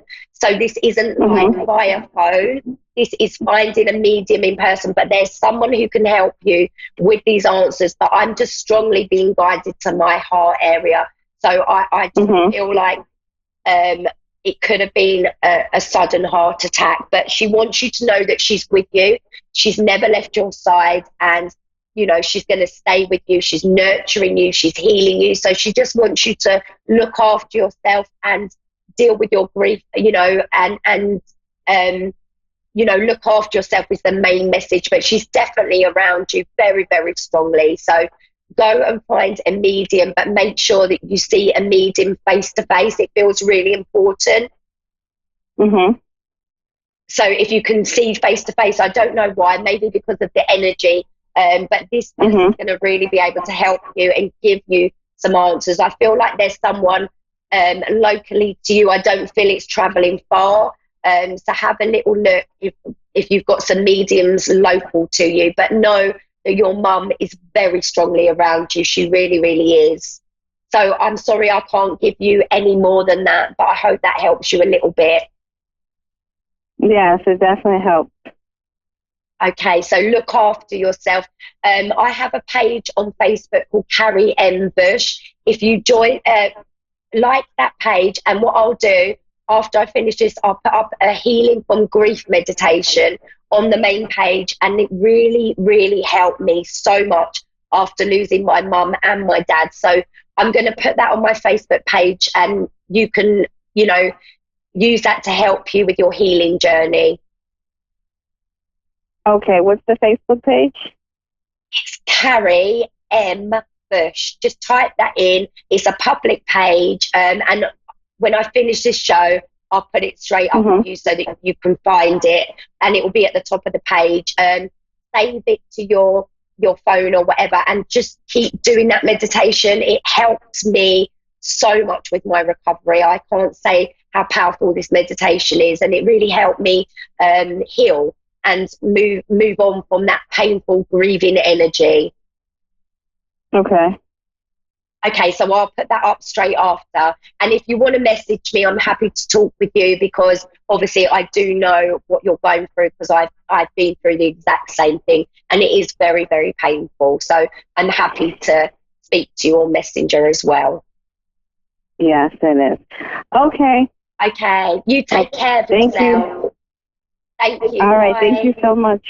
Bye-bye. Okay, so let me just have a quick bit of water because my throat is so dry. I want to talk about chakras quickly because we haven't got a lot of time left, and I need to get everybody's messages at the end. So we have 7 chakras. This is our own personal energy field, our own personal rainbow. The chakras are really powerful. They're your energy life force, and imagine them, each 7 chakra as a wheel. And to be in balance and healthy, they spin. They're spinning the whole time like a wheel going around. A chakra area is really easy to get out of balance, and then it stops spinning as efficiently. So what I wanted to do, I wanted to quickly go through all 7 chakras, and I wanted to say a powerful affirmation on each one. You can listen to this on repeat. You can listen to the show back and do it as many times as you want, but it really helps align you and rebalance your chakras. So I want to start with the crown chakra, and this is on the crown of your head. It is a violet color. So I want you to imagine a violet energy color right now on the crown of your head, and it's spinning and it's getting more vibrant in violet color. And I want you to say these words. I experience everything as grace. I am grounded to the earth and I am connected to the heavens. I understand the deeper truth and connection. Next, I want you to go to your third eye chakra, and that is where your eyebrows are. This color is indigo. So again, imagine, visualize this indigo color getting brighter and brighter, spinning like a wheel in your eyebrow area. And repeat these words. I dwell in the present time. I clearly see the challenges set before me. I am open to the wisdom of source. Next, I want you to go to your throat chakra, and this is in your throat area. It is the color blue. So I want you to, again, visualize the color blue in your throat area getting more vibrant and spinning like a wheel. And repeat these words. I can say no when it's necessary. I speak my truth. I listen to my intuition. Next, I want you to go to your heart chakra, and this is at the center of your chest.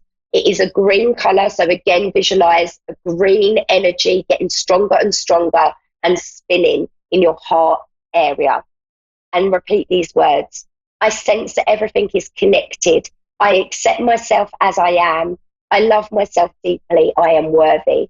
Next, I want you to go to your solar plexus chakra, which is located at your navel. Is the color yellow. So again, visualize a vibrant yellow color getting stronger and stronger and spinning in the navel area. And repeat, I am connected to my higher self. I am powerful. I am strong.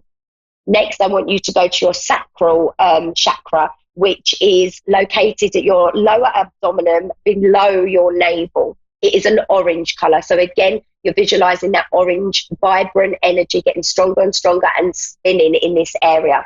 Repeating the words, I am kind and compassionate. I feel good about my body. I express my feelings in a positive way. And lastly, I want you to go to your root chakra, which is at the base of your spine. This is a red color. So again, you're visualizing the red getting vibrant and spinning. And you repeat the words, I am grounded and connected. I am open to new ideas. I let go of my past. And this is really powerful to keep repeating, and really aligns your chakras back up, really balances and centers them. You can repeat that as often as you want. So I want to go to the cards now that I've pulled for everyone's message. They are from the same deck, Angel Therapy Oracle cards, and they resonate to your chakra because after doing that powerful little exercise. So for anyone who chose the card number 1, you get the solar plexus chakra. So I would like you to work on the solar plexus chakra. You can do this via guided meditation. So you just go onto YouTube and put in solar plexus chakra meditation for balancing. This is going to be really good for you. It says it is safe for you to be powerful and to take charge of your life in positive ways. So this is really going to connect you to your inner power. So you are reattuning this area. So do this chakra meditation and you are going to get your power back and your energy back in a powerful way. For anybody who chose number 2, you get the heart chakra card. So I would again like to ask you to do a heart chakra meditation. Go onto YouTube and go to the first heart chakra meditation, guided meditation you're drawn to, and that's going to really help you. The answer you seek is in your heart right now. Be open to giving and receiving love. So that's going to tune you back to love energy. For anyone who chose number 3, you get the base chakra card. So I choose only positive thoughts to describe your home, career and finances, and your words determine your outcome. This is going to connect you back to positivity, back to positive energy. So I want you to find a good guided meditation for your base chakra. And that's going to really help align your energy and, get your energy levels back up and running. So I hope that helps you all. And I hope that that's been good information about the chakras. So you can find me on Facebook at Carrie M. Bush. I have lots of positivity on this page, daily angel cards, lots going on. So do come and join. It's a public page. That's Carrie M. Bush on Facebook. I'm also on Instagram and Twitter. I also have a spiritual soul group on Facebook. This is a monthly subscription group, but this is like a soul family group with a deeper one-to-one connection, working with you on your spiritual path. It's £25 monthly, but you get so much support and guidance. There's so much going on there. So come and check us out on there. I think you'll really, really enjoy it. And I also have books on Amazon at Carrie M. Bush. So come and find me there. Go and have a look at my books, children's books, adult journals. Go and check them out on Amazon. So I want to just say thank you for being here. The energy's been beautiful. And thank you for listening to my show. I'm here next Tuesday at the same time. And I want to wish you all a wonderful week. And I'm sending so much love and light your way. Have a good week.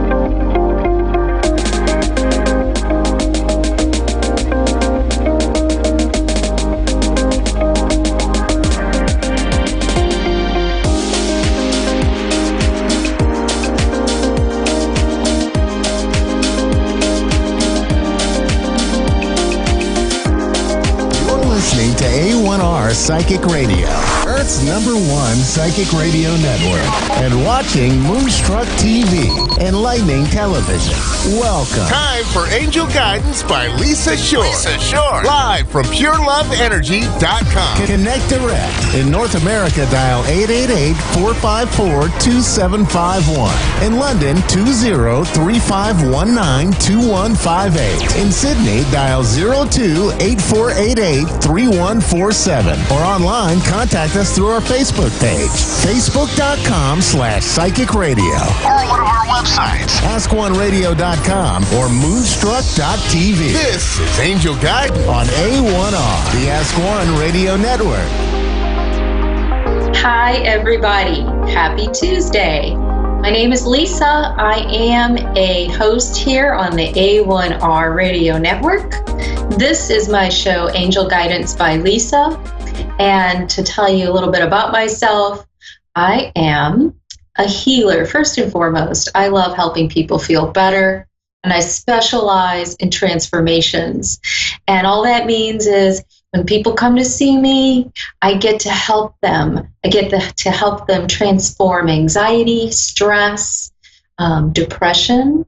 I also get to help them with emotional patterns they might need to release. I get to help them work through grief as my work. I am an evidential medium, meaning that I can connect with those on the other side. And so if people are experiencing grief and they just feel like they need to hear from their loved ones, I can help them with that as well. So I also love to teach all things spiritual, how I got to where I am, how I got to live an inspired life. And it's been, a life path, and it's been a choice.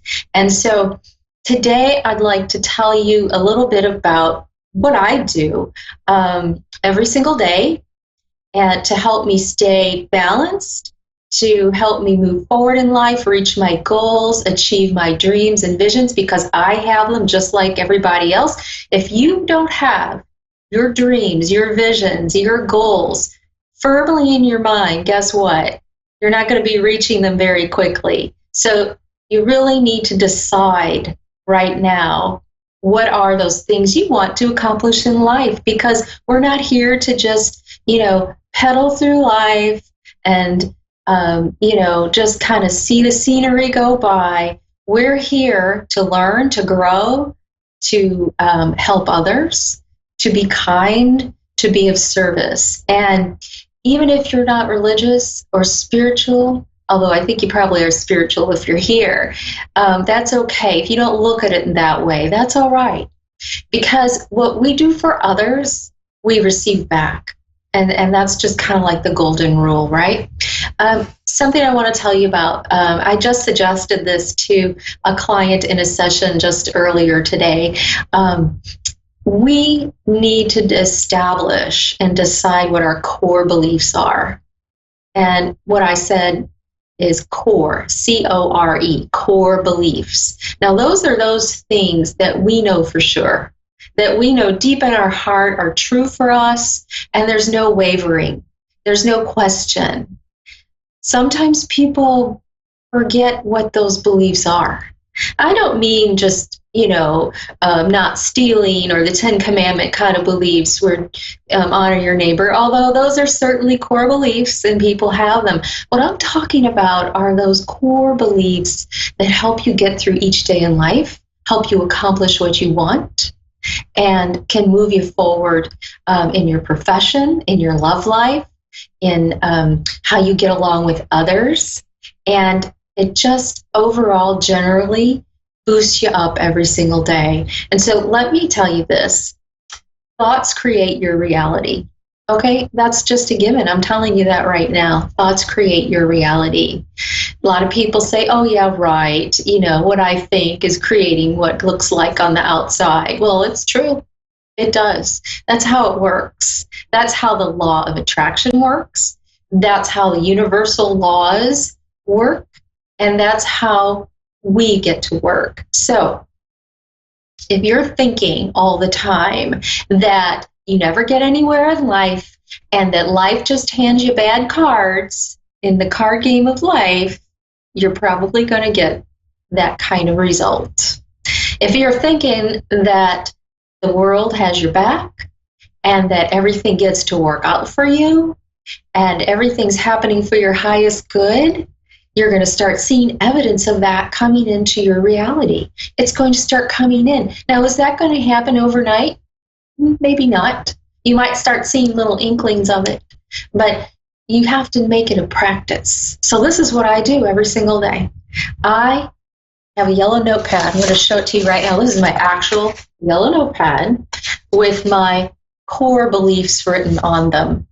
Now, these core beliefs are different for every person, so I don't expect you to copy mine, but I do want to share with you some of what mine are, just some of the general ones, because I have some very specific core beliefs that I want to achieve in my life. So the very first one, I love to say, everything happens for my good and in my favor.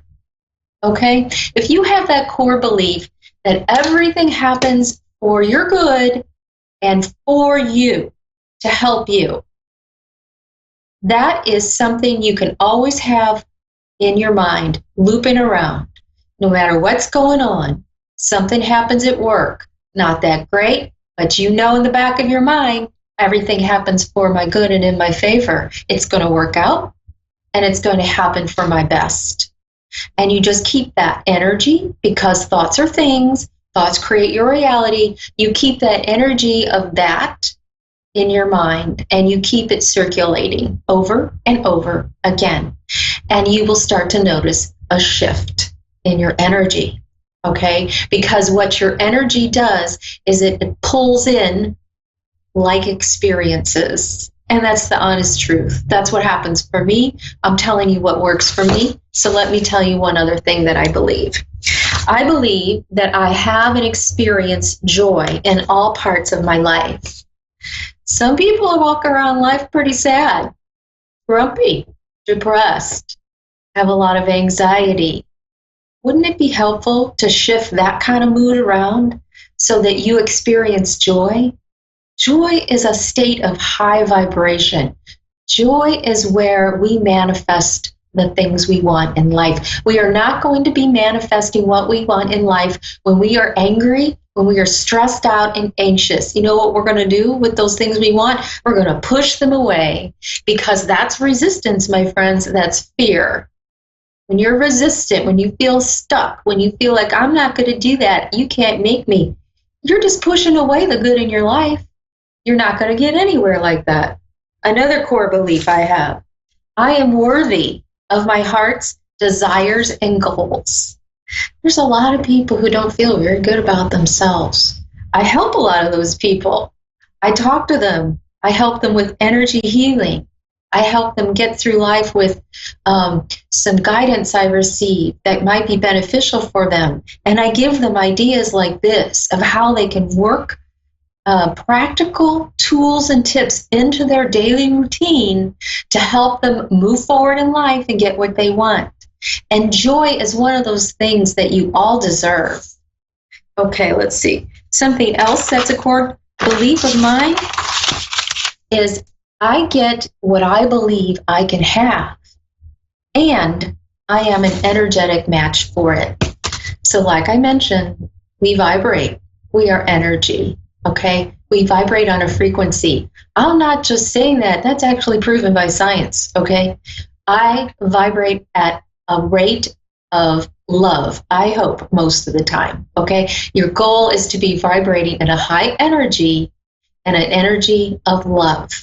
And that just means having compassion for people, having compassion for yourself, being kind, being graceful in interactions and not trying to pick fights with people, okay?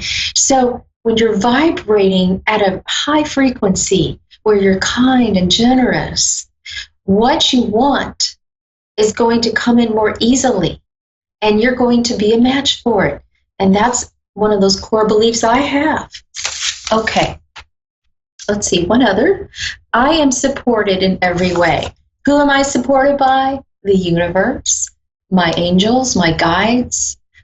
Some people may say God. Some people may say the Holy Spirit or universal source or flow. Whatever you want to call it, it's important that you acknowledge that there is a power greater than yourself, and that power is assisting you in getting exactly what you want and need and desire, okay? So please honor that. Ask for guidance if you're not sure what to do.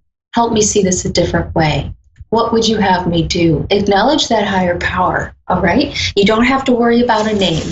Just acknowledge it.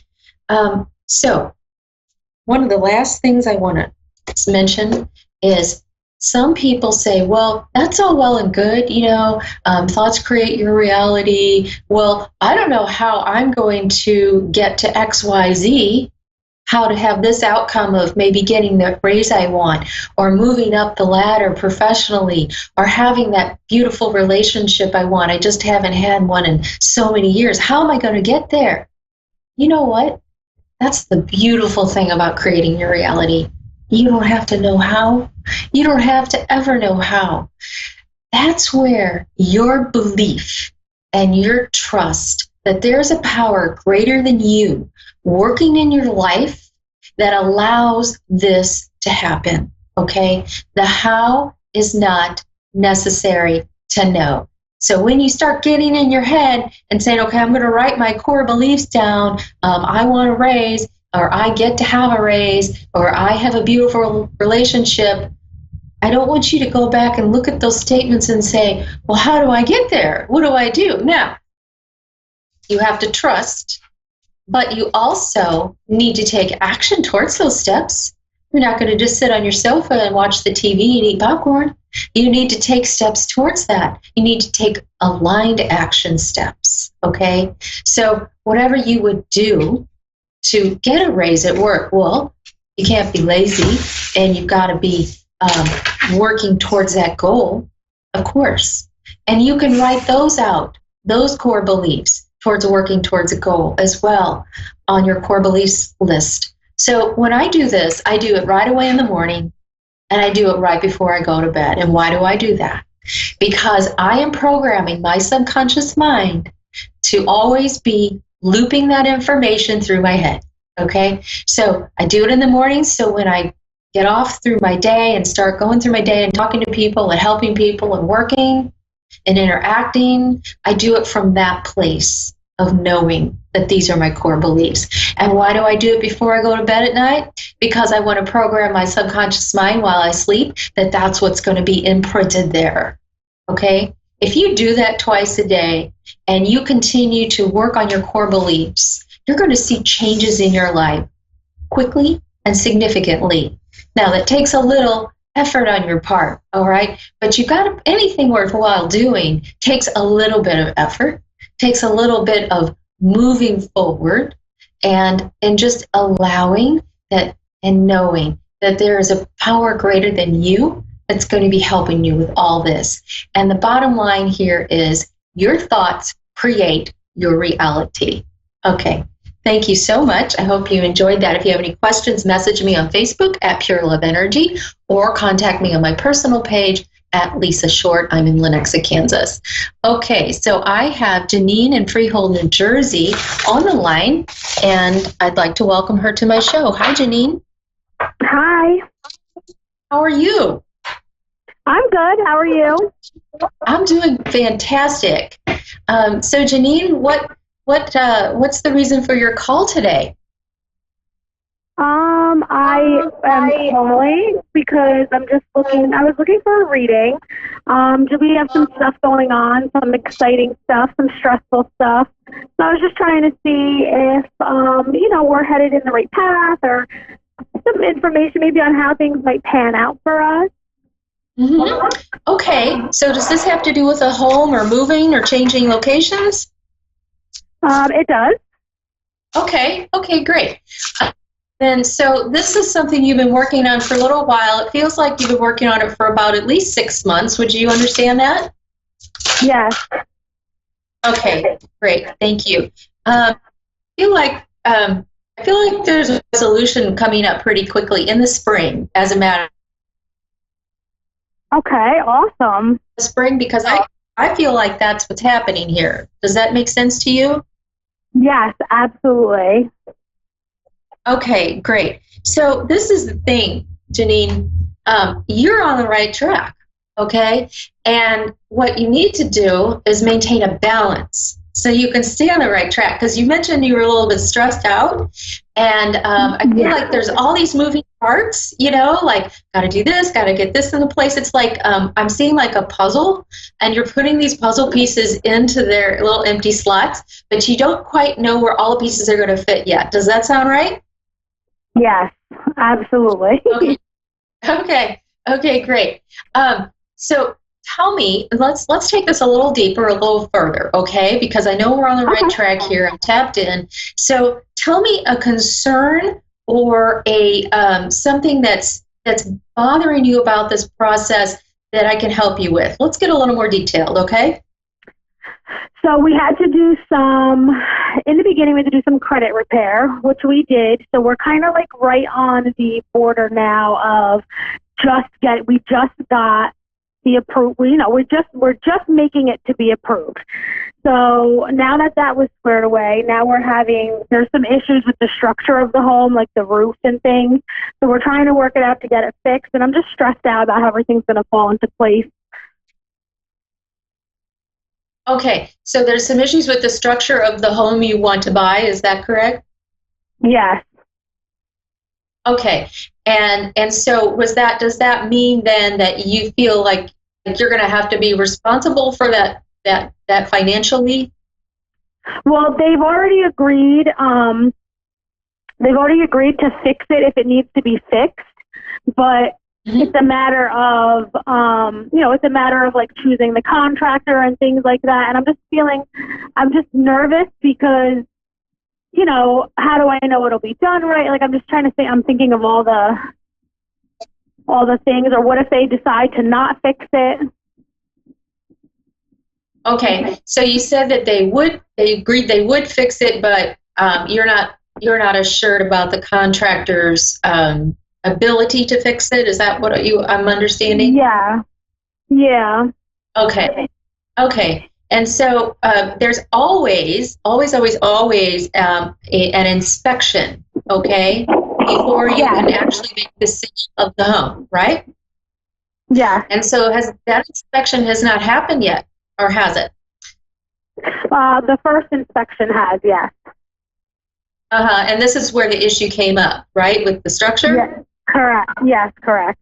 Okay. I just want to know that we're on the right path, that's all. Okay, yeah, you are on the right path, okay? And this is the thing. You're kind of, you're caught up in all this energy of instability, okay? And what you need to realize is that you have more power than you're giving credit for, all right? And I don't know if you heard anything that I was just talking about before your call. Yeah. But you did? Okay. So your thoughts create your reality, right? You need to start deciding how it's going to go for you, okay? When you kind of put yourself out there in this not knowing, and the energy of all this is very chaotic, all right? This is what I'm feeling. Yeah. And you're sort of like standing there in the wind, and you're being blown this way and that way, and not feeling very grounded or stable. And you have more power than that, okay? What you think is going to create your reality. If you're thinking that the structure of this building, for example, makes some problems in the long term, even if the person fixes it, there's going to be this chance that's going to work out that way, okay? Now, you always have to be cautious. You have to do your due diligence and follow up with appropriate practical steps. But I want you to come to resolve this whole thinking, all of this, from a space of knowing it's going to work out for your highest good.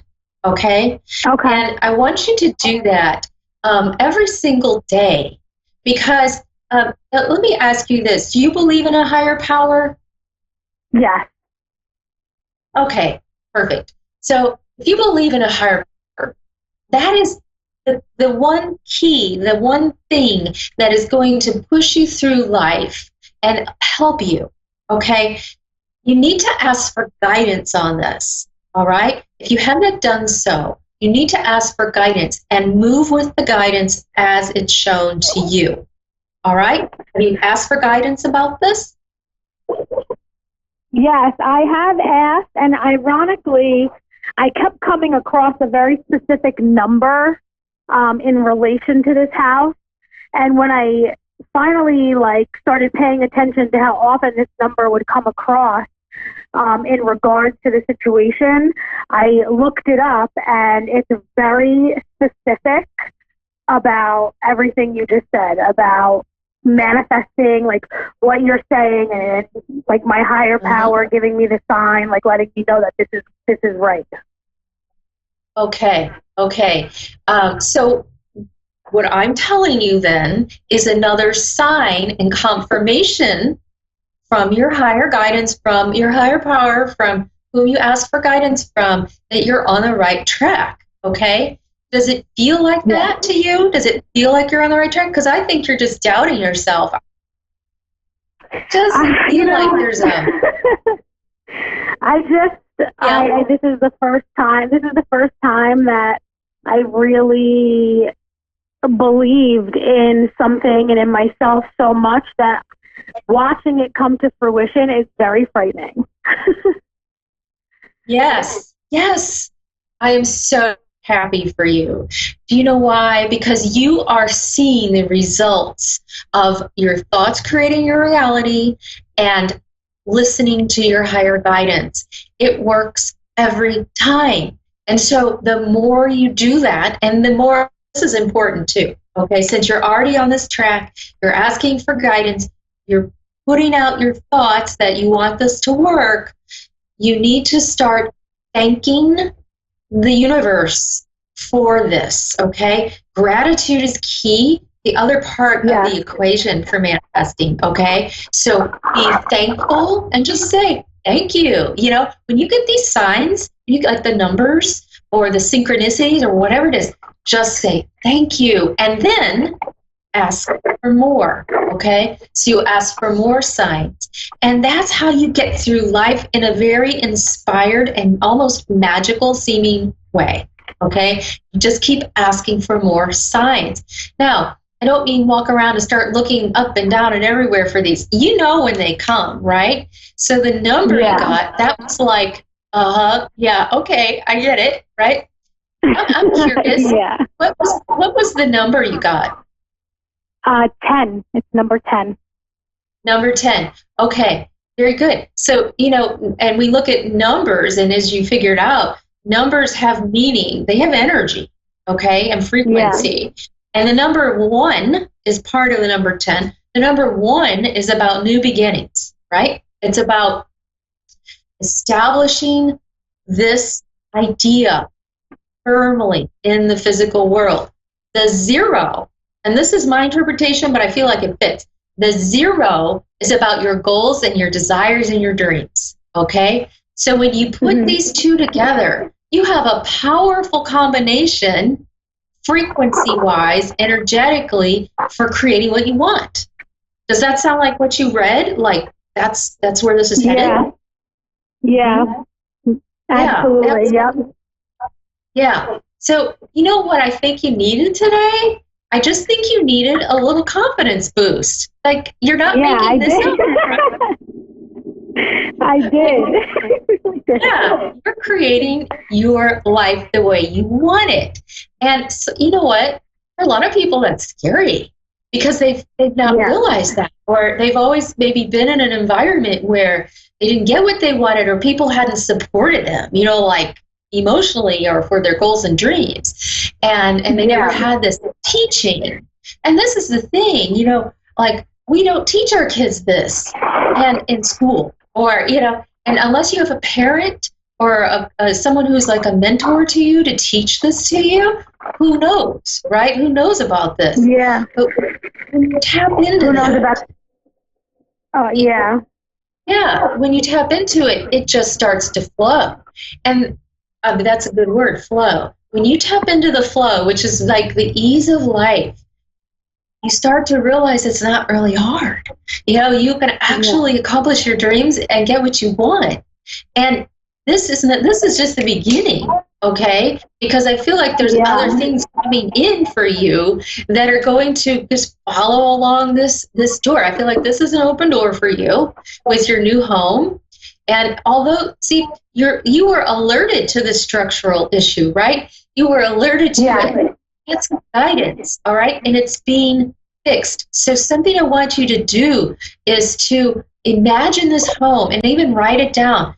This home, the structure of my home, the foundation of my home is perfect and stable and grounded, okay? I want you to tap into that energy of that and really feel it and know it and believe it, just like you did for getting this house.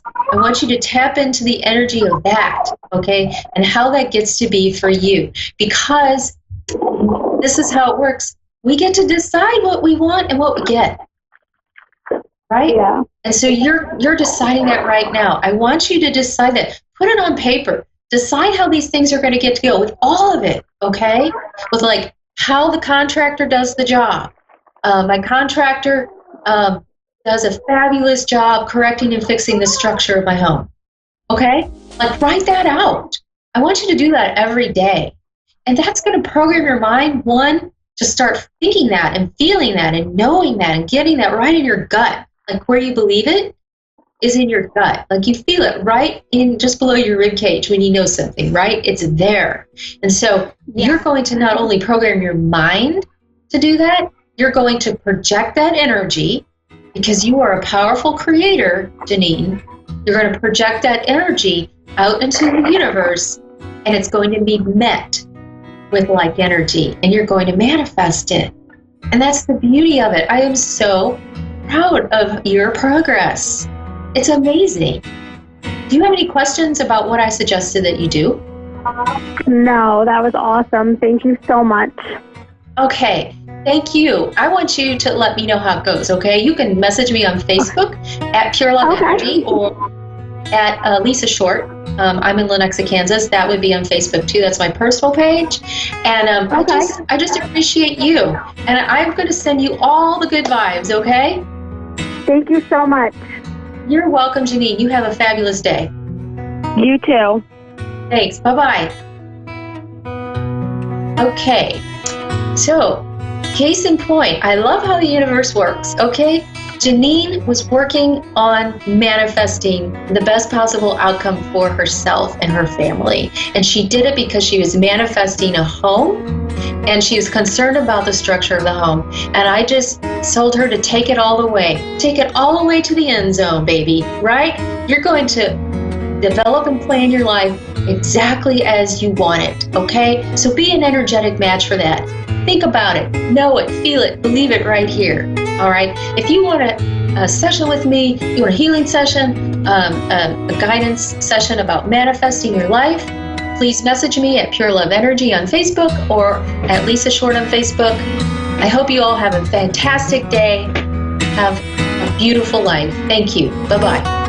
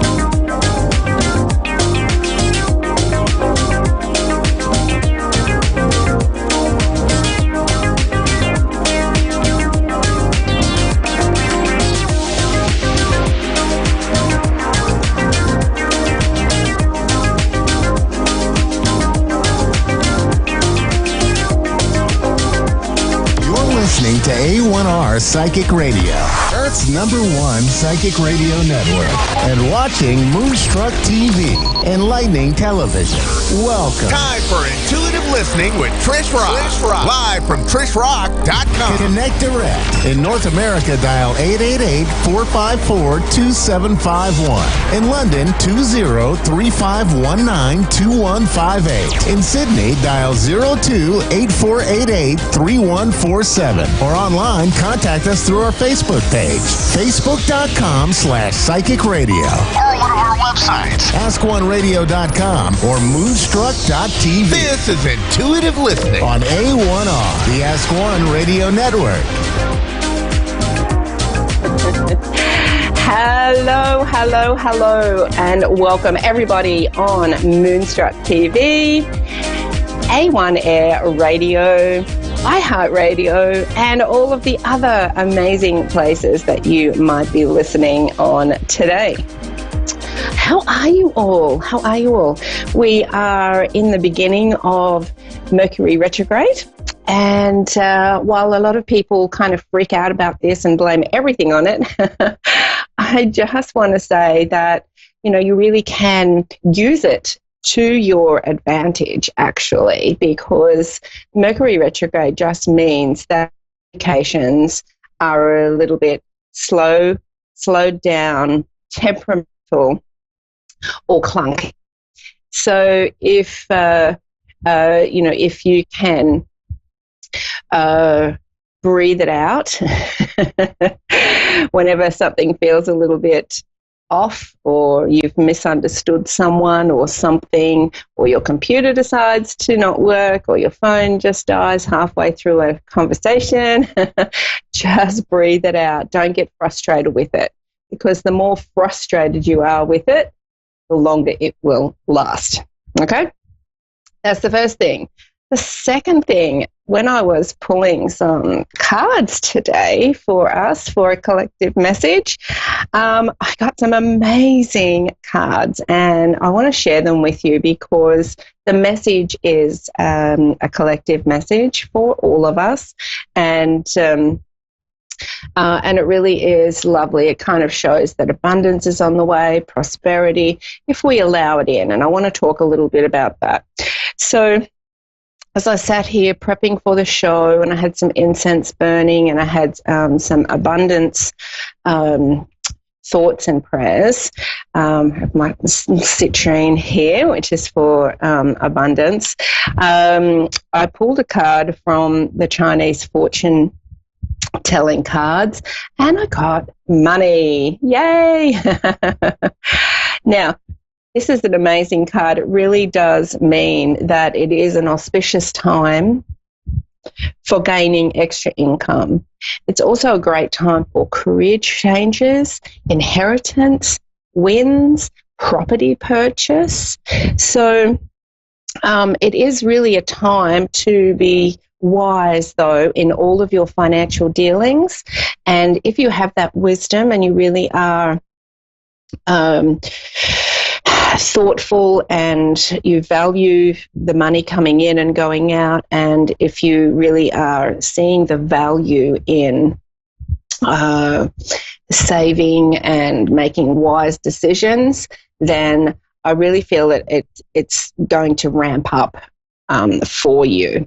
So, try not to be too impulsive with any spending or buying. And in your career, it's also a sign of a change of luck, actually. Just like in your general life, it could be a change of luck happening for you.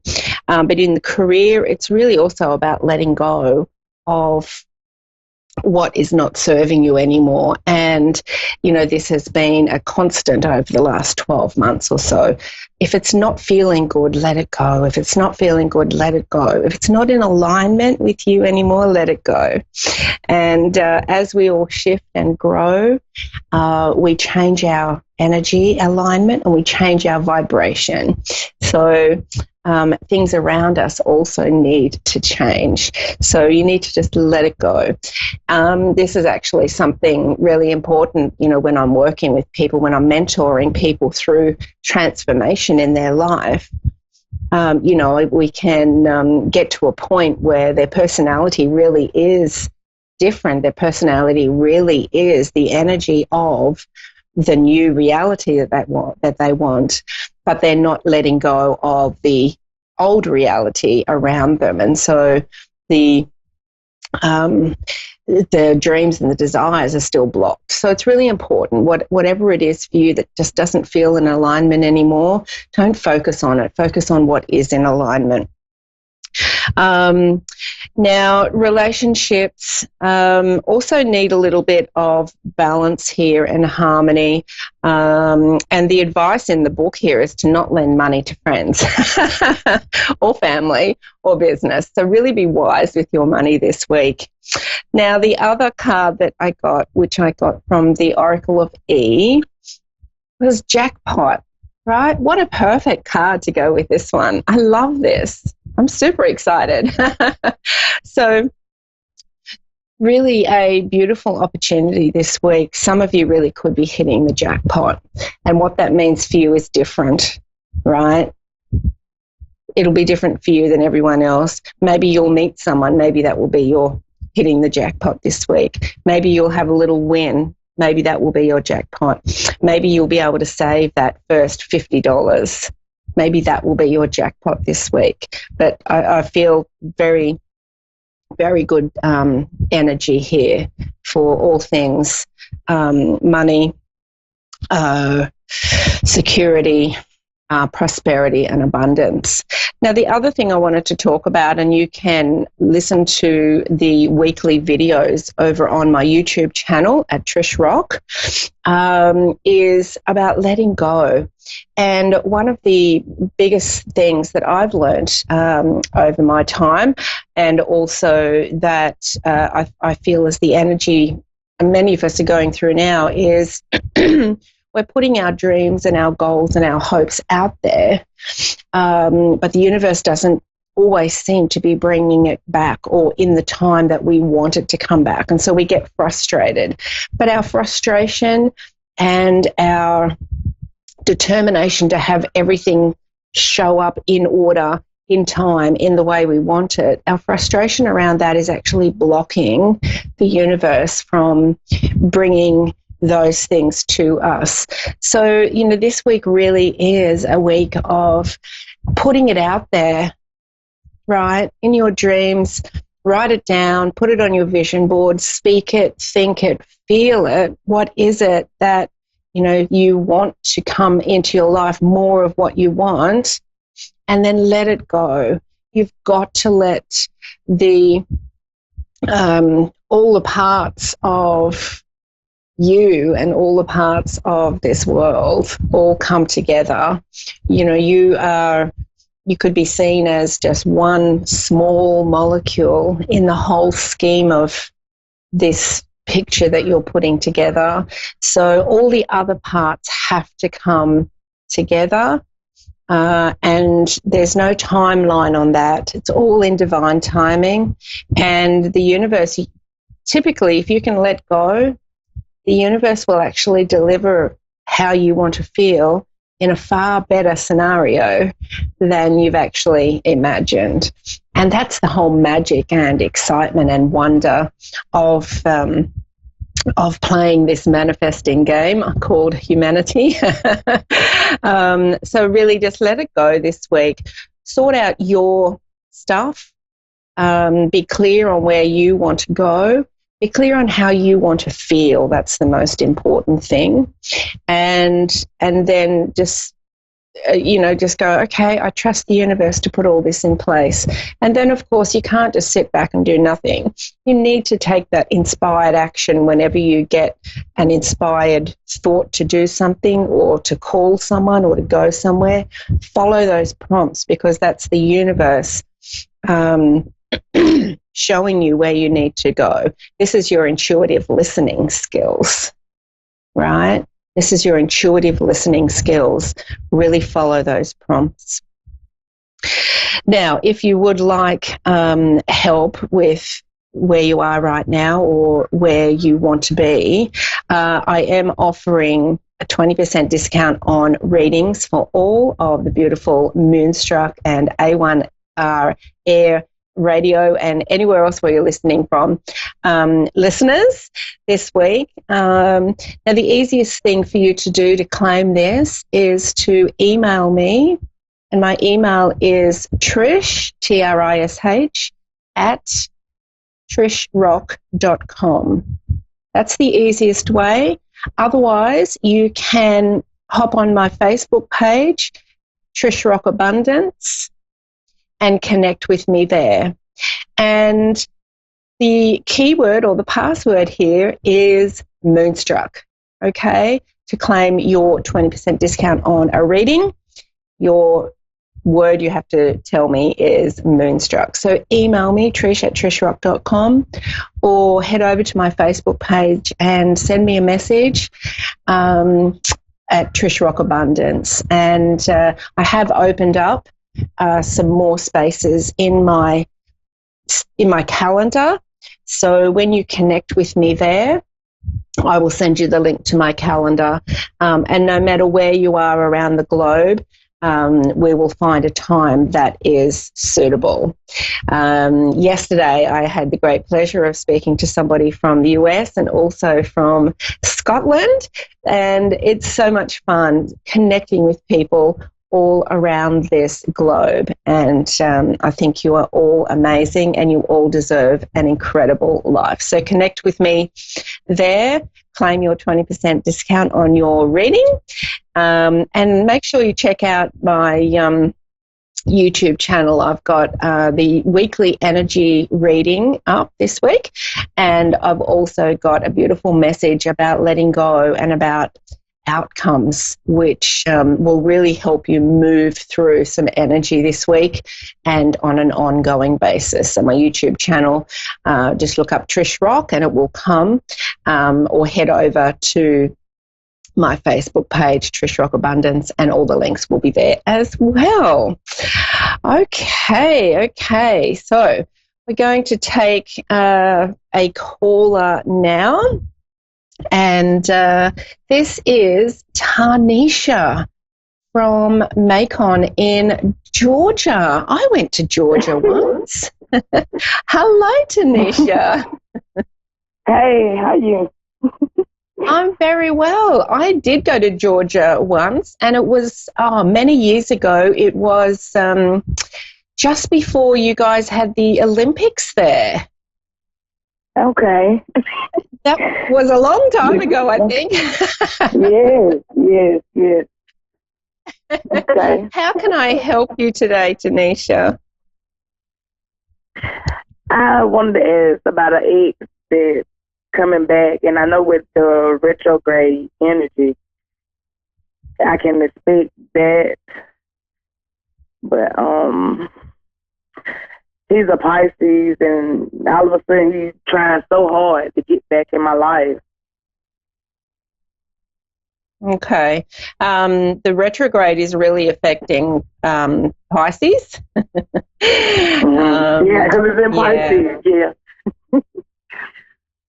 And what star sign are you, Tanisha? I'm a Capricorn. Capricorn? Yes, ma'am. Yeah. So, Tanisha, have you been split up for long, or? Yeah, about 2 years or more. Yeah. Right. And so, you haven't moved on? You're still waiting for him to come back? Is that no? Right. No, I actually found. I was in a relationship. We still friends, but yeah, I actually just moved all the way home. Yeah. Okay, so what? That's why it's so confusing. Why you're asking me about your ex? Has he come back into your life? Has he? He's trying to. I won't let him in completely, but he's trying so hard to come back, and I want to know his intentions. Like, is it pure? Yeah, it's a bit difficult to hear, but I think I'm getting the gist of it. So, it's interesting sometimes with the energies that are around planetary-wise. We will have, are his intentions pure? Yeah. we will have people re-entering our lives. Now, I feel his intentions are pure, Tanisha, but that doesn't mean that you necessarily need to be together, if you know what I mean. So I think his intentions are pure, but I feel there's some, there's something that you guys didn't finish. I feel that there's like loose ends, if you know what I mean. Okay. Yeah, and this energy right now, I think it's, I'm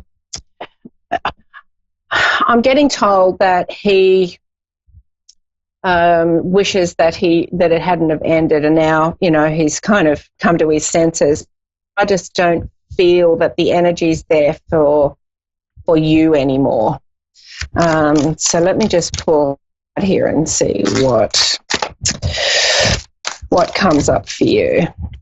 But yes, I believe you can trust him and his intentions are good. But it doesn't necessarily mean that this one came out again, our card for the whole reading. So let me read about this with the relationships. Okay. Okay, so we've got balance is needed between personal relationships and the need for harmony. I just feel this is a good message for you that there is something to do with loose ends here. So perhaps if you guys could, get together, talk about stuff, see if there are things that you had never said or that he'd never said, and just go for that from there. Okay. It may end up, maybe you'll just be friends like for a little while, and then you'll naturally go your own ways, but you've tidied up those loose ends. I feel he's very genuine, and actually a super nice guy is what I'm sensing. Pisces are very intuitive as well. Yes, I know, yes. Yes. And very sensitive. So I just feel go with the flow with this one, Tanisha. Don't expect anything and just see what happens. And as a Capricorn, that's a little bit difficult sometimes for you, because that's not a grounded approach. Right? Yeah. Yes, Lord.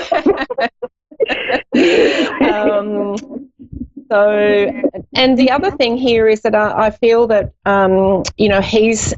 he's being really affected with the energies right now, so he needs some grounding. He needs a base. He needs someone to bring him back to earth, and I feel that's you. So that could be another reason why he's drawn back in to you right now, and you're just kind of coming together because he needs that grounding energy. And I feel for you that there is some loose ends there that you need to talk about. So I just want to pull another card here for you. Oh, look at that. I'm not sure if you're watching or listening, but I'll hold the card up anyway. We've got abracadabra. Okay. Abracadabra is, for me, is that magic word that, creates magic. It's like waving that magic wand and saying abracadabra. And the meaning behind this card is that your words are what is bringing the magic in. So just be mindful of your words and only speak what you want. If you are having discussions and having a conversation with your ex, try to keep it on stuff that you want to talk about. Don't bring up the old. Don't start rehashing, you did this and you did that and you didn't do this. Keep it on the new, keep it on the relevant, keep it on what you do want, and that's really what will show up for you more. Okay. Yeah, I like that, abracadabra. So really lovely energy for you. There's lots of 3s here as well. Now 3 is a beautiful number of celebration, of joy, of coming together and being with people. So I feel that you could actually have a really lovely time with friends, including your ex at this moment, and just really have fun and have some laughs and have a wonderful time without being 20 steps ahead and wondering if you guys are going to get back together, because that will put you in a mindset of questioning everything. Yeah. Okay. So just have a bit of fun. I would get out with the girlfriends as well, Tanisha. I feel that you don't get out very often. No, I don't at all. No, I don't. No, I'm always at home. It might be time to go and have a little bit of fun. Take yourself out. Go out with the girlfriends. Go for a swim, or go for a walk, or go to a movie, or go and have lunch or something. Yes. Get out with the friends, have a bit of fun, and really enjoy this week in particular. I think will be a turning point for you if you can really be in the moment and start enjoying those moments and not thinking too far ahead about how it's all going to work out. It's really about being in the flow and just enjoying life. Yeah. Yeah, I do. I do think about it ahead of time. Yeah. Beautiful. Okay. Thank you so much, Tanisha. It was so lovely to speak with you and meet you. Have an amazing week. You too. Thank you. Thank you so much. Thank you. Oh, wow. Isn't that interesting that, the same card kind of came up for Tanisha as it did for all of us. And it really is a message this week that you can have what you want. You need to speak what it is that you want, not those things that you don't want. You need to feel into what it is that you want. Now, I've got beautiful sunshine shining all over me at the moment if you are watching on Moonstruck. This is also, I don't take anything as random. This is also a sign for me that it's time for you to shine your light, right? It's time for you to really start shining your light, having fun, being in the joy of the moment, really asking yourself, what is it that brings me the most joy in my life, and how can I find more of that? How can I invite more of that in? How can I experience more of that? And, really start shining your light. And when we get when we get in worry and stress, we normally are 10, 20, sometimes 30 steps ahead of where we are right now, and we get into fear, the fear of the unknown. And then we can't enjoy the moment. So bring yourself back whenever you find yourself in worry this week, or if you find yourself in frustration with people or with technology, bring yourself back to the moment. Breathe it in. Bring yourself back to right now. What can I do right now to feel good? It's as simple as that. What can I do right now to feel good? And that is what puts your energy in a high vibration. And when your energy is in a high vibration, everything you are manifesting has the opportunity to come in a far easier way. So, really beautiful energy for this week. I'm super excited, and I love this sun shining on me here. I hope wherever you are in the world that you can get some sun shining on you too. And so just remember, head over to my YouTube channel. Please subscribe over there. I I put up 2 new videos every Sunday. I do an energy reading for the week, and I also do an inspirational message for the week. And I would love to have you over there enjoying those messages and that energy. So if you just go to YouTube and type in Trish Rock, it will come up. You'll be able to see my channel there, and I'd love to have you there. I'd also love to have you over on my Facebook page at Trish Rock Abundance, and or you can look up Trish Rock Transformation. They'll both lead you to my page. I announce all sorts of workshops and things over there, and there's all sorts of inspiration, and I'd love to have you join me over there as well. It's a beautiful high vibe community where we all support each other, and we have some fun over there too. So head over there, and it's easy then to book in an appointment over on my page on Facebook. I've got a scheduler there. I have opened up some appointments and bookings for the next couple of weeks. I've opened up some more spaces.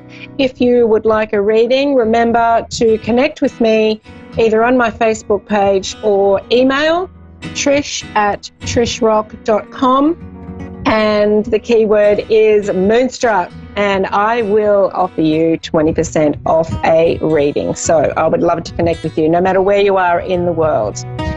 Thank you, everybody, for tuning in today. It's been an absolute pleasure.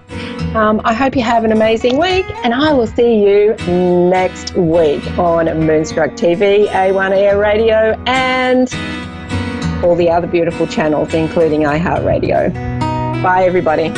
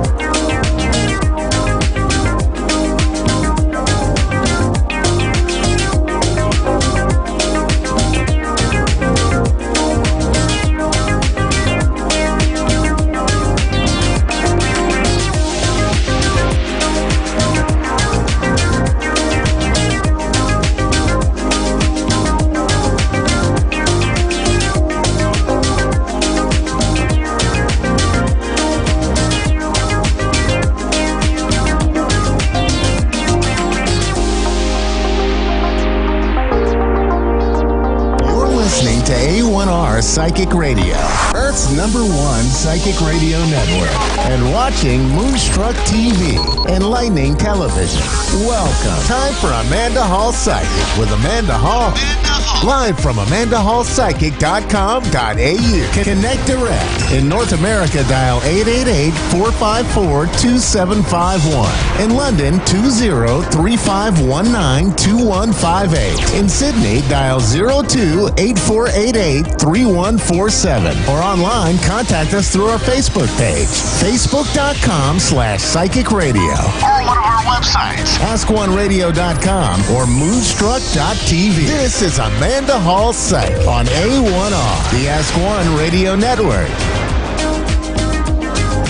Welcome to A1R Psychic Radio here on Moonstruck TV with Amanda Hall Psychic all the way from the Gold Coast. Well, I have absolutely exciting news this week to share with you. Finally, I can say all the fires are out here in Australia due to a weather event, a rain event we had last week, and that is extremely good news. We've been in bushfire mode since last September, so it seems to have been going on forever. But can I also just be a little bit self-indulgent here? And I'd like to thank everybody from around the world that tuned in to our massive concert that went on Sunday here called Firefight to raise money for the victims of the fires here in Australia and the people that have lost their homes and businesses and everything else in between around their little towns and villages and things like that. Without the support of the world and some of the world's most famous acts, it would not have been the huge success it was. They raised a phenomenal amount of money and are still counting. At this point, each day the tally still goes up. So I want to take the opportunity to thank everybody that participated. Even if you only watched it and you tuned in and you were with us energy-wise, that's terrific too. And for those people that dug deep into their pockets and sort of donated, we want to thank you for that as well. So we really do appreciate it here in Australia, and we really did feel the love, and it was so nice to have people on the stage here like Alice Cooper, who I'm a huge fan of. I know everybody knows that I'm a John Farnham fan and a huge David Cassidy fan, but I do like Alice Cooper too. He's been one of my favourites since I was a young girl. So anyway, moving the show along, before we actually get to the show today, I want to also thank everybody that voted for me. I've just been voted Australian Psychic of the Year for the 6th year in a row, and that's a People's Choice Award where people have been able to go and vote for me. So thank you very much for that honour again. So let's move the show along and let's look at the Secrets of Tarot card of the week. And we're working with the Ace of Cups this week. Now, the Ace of Cups is security, the offer of a helping hand. So it's a card that sort of says, okay, do you need a hand? I'm here to give you a hand. And it's not always about money. It can be emotionally.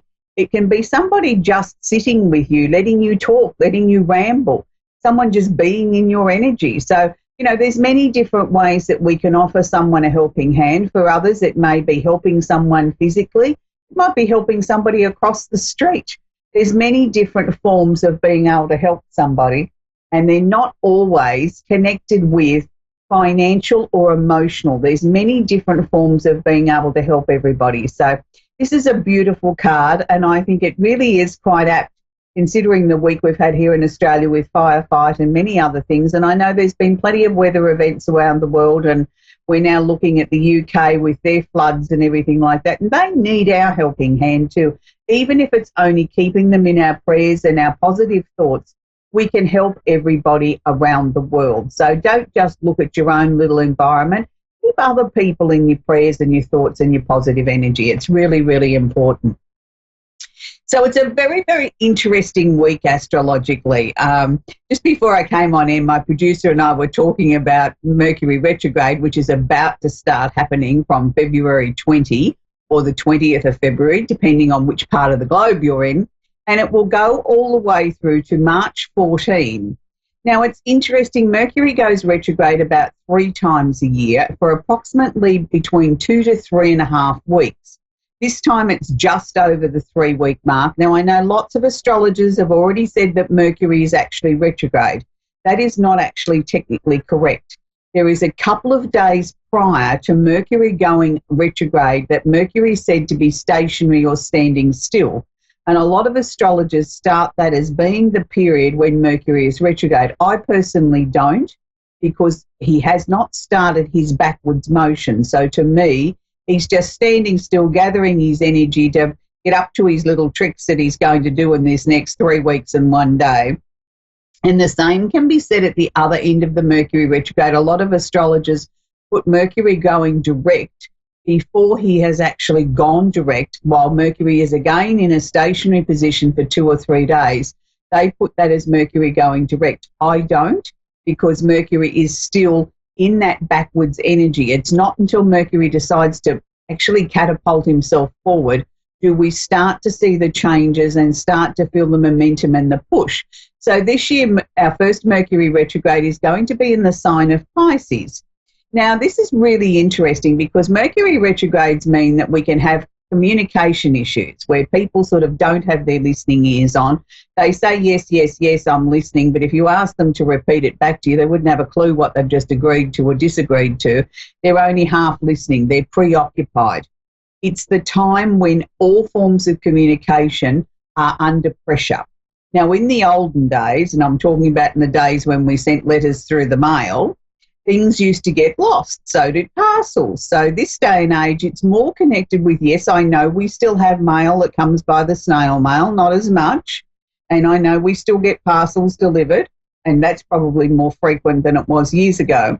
But the thing is, it's more connected with your computers, your devices, your iPads, your iPods, your Android devices, anything that forms communication, whether it's Skype or Bingle or WhatsApp or whatever, anything that you can think of that can get a glitch in the system or lose something, this is now when it's going to be at its strongest.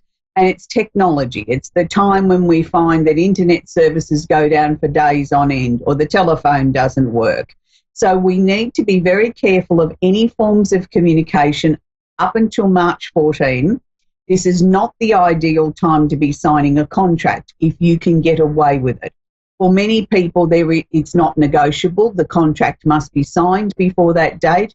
Can I suggest to you not just to read it in your mind, but to read it out aloud, so that then you might have a better chance of picking up if there's anything that's wrong or an incorrect date or an incorrect amount of money on a contract, that you will be able to pick it up and rectify it before you've actually signed it and then it's set in stone. It's also the time, if you're going to a doctor, dentist, lawyer, somebody of an official status, and that you need to clarify a message or to impart or share some knowledge with them and expecting a response from them, make sure that you're very clear and concise in your delivery, and make sure that you really listen to what they've got to say. It may be that perfect time to take someone else with you so that 2 sets of ears are better than one, so that you can have a conflab later at what might have been said at that important appointment. Now, having said all that, Mercury is not necessarily a bad transit. It's just one of those things that, as I said, people don't have their listening ears on. But on the positive upswing of Mercury retrogrades, it's a time when we technically slow down as human beings. But this is the time when we do our greatest thinking. Because we may not be motivated to get up and do other things or commence new things under a Mercury retrograde, we actually find we have a little bit more time on our hands and our mind is racing. Ideas are coming and going, coming and going and coming and going. So we can have some tremendous light bulb moments during Mercury retrogrades. It's a time when I think we should do our planning. It's the time if you want to revise your business or look at where your life's going or rewrite your budget or whatever the case may be. This is the perfect time for that, because Mercury can give you the clarity and the focus to really delve deep into the issues that need changing or the things that you might want to bring into your life. It's just not the time to start them or commence them if we can avoid it. And as I said before, it's not the time to start to sign a contract unless it's absolutely necessary. It's certainly not the perfect time to go and ask the boss for a raise in pay, because he will only be half listening or she'll only be half listening, and maybe you might get answers that you weren't looking for. So it's not the time to do that, but it certainly is the time to sort of really delve deeply into your life. Now, Mercury is going to be holding hands with the planet of Neptune. Now, Neptune is the ruler of Pisces, so Neptune is the planet of illusion and delusion, and Neptune can sometimes take us into a fog before we start to see the fog lift and we start to see the sprinkles of where we should be going. So again, a very creative sort of energy after we come out of the fog and we sort of maybe discard a lot of things that are obsolete in our lives. And this is what I think Mercury is going to help with, is to cut through the the chaff and the wood and actually see the trees and see the sunlight again, because we're able to let go of the things that have been the obstacle or the restriction or the blockage to prevent us looking at things very squarely and maybe seeing the truth in things. So I think it's a very good time if you're really looking to revamp something or reword something, or, you know, preparing to have a conversation with someone of an important nature after March 14, I might add. But it's a good time to start taking notes. The other thing I must mention about Mercury has a wonderful sense of humour. So Mercury does like to play little tricks, and he does think that that's very, very funny to sort of play a little practical joke on somebody. Just be careful, it could backfire on you. So we don't really want that to sort of happen. So in light of the fact that it's still what I term the love time of the year, we haven't quite got to the end of the Aquarian period yet.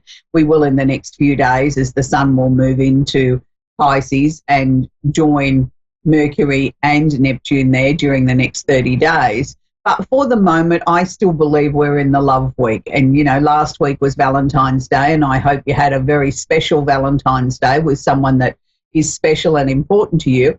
But for those of you that may not have had time with your Valentine, or maybe looking to bring new love into your life, can I suggest the soulmate candle? Now, the soulmates is one of those really peculiar sort of words. Everybody has a different interpretation on what a soulmate is.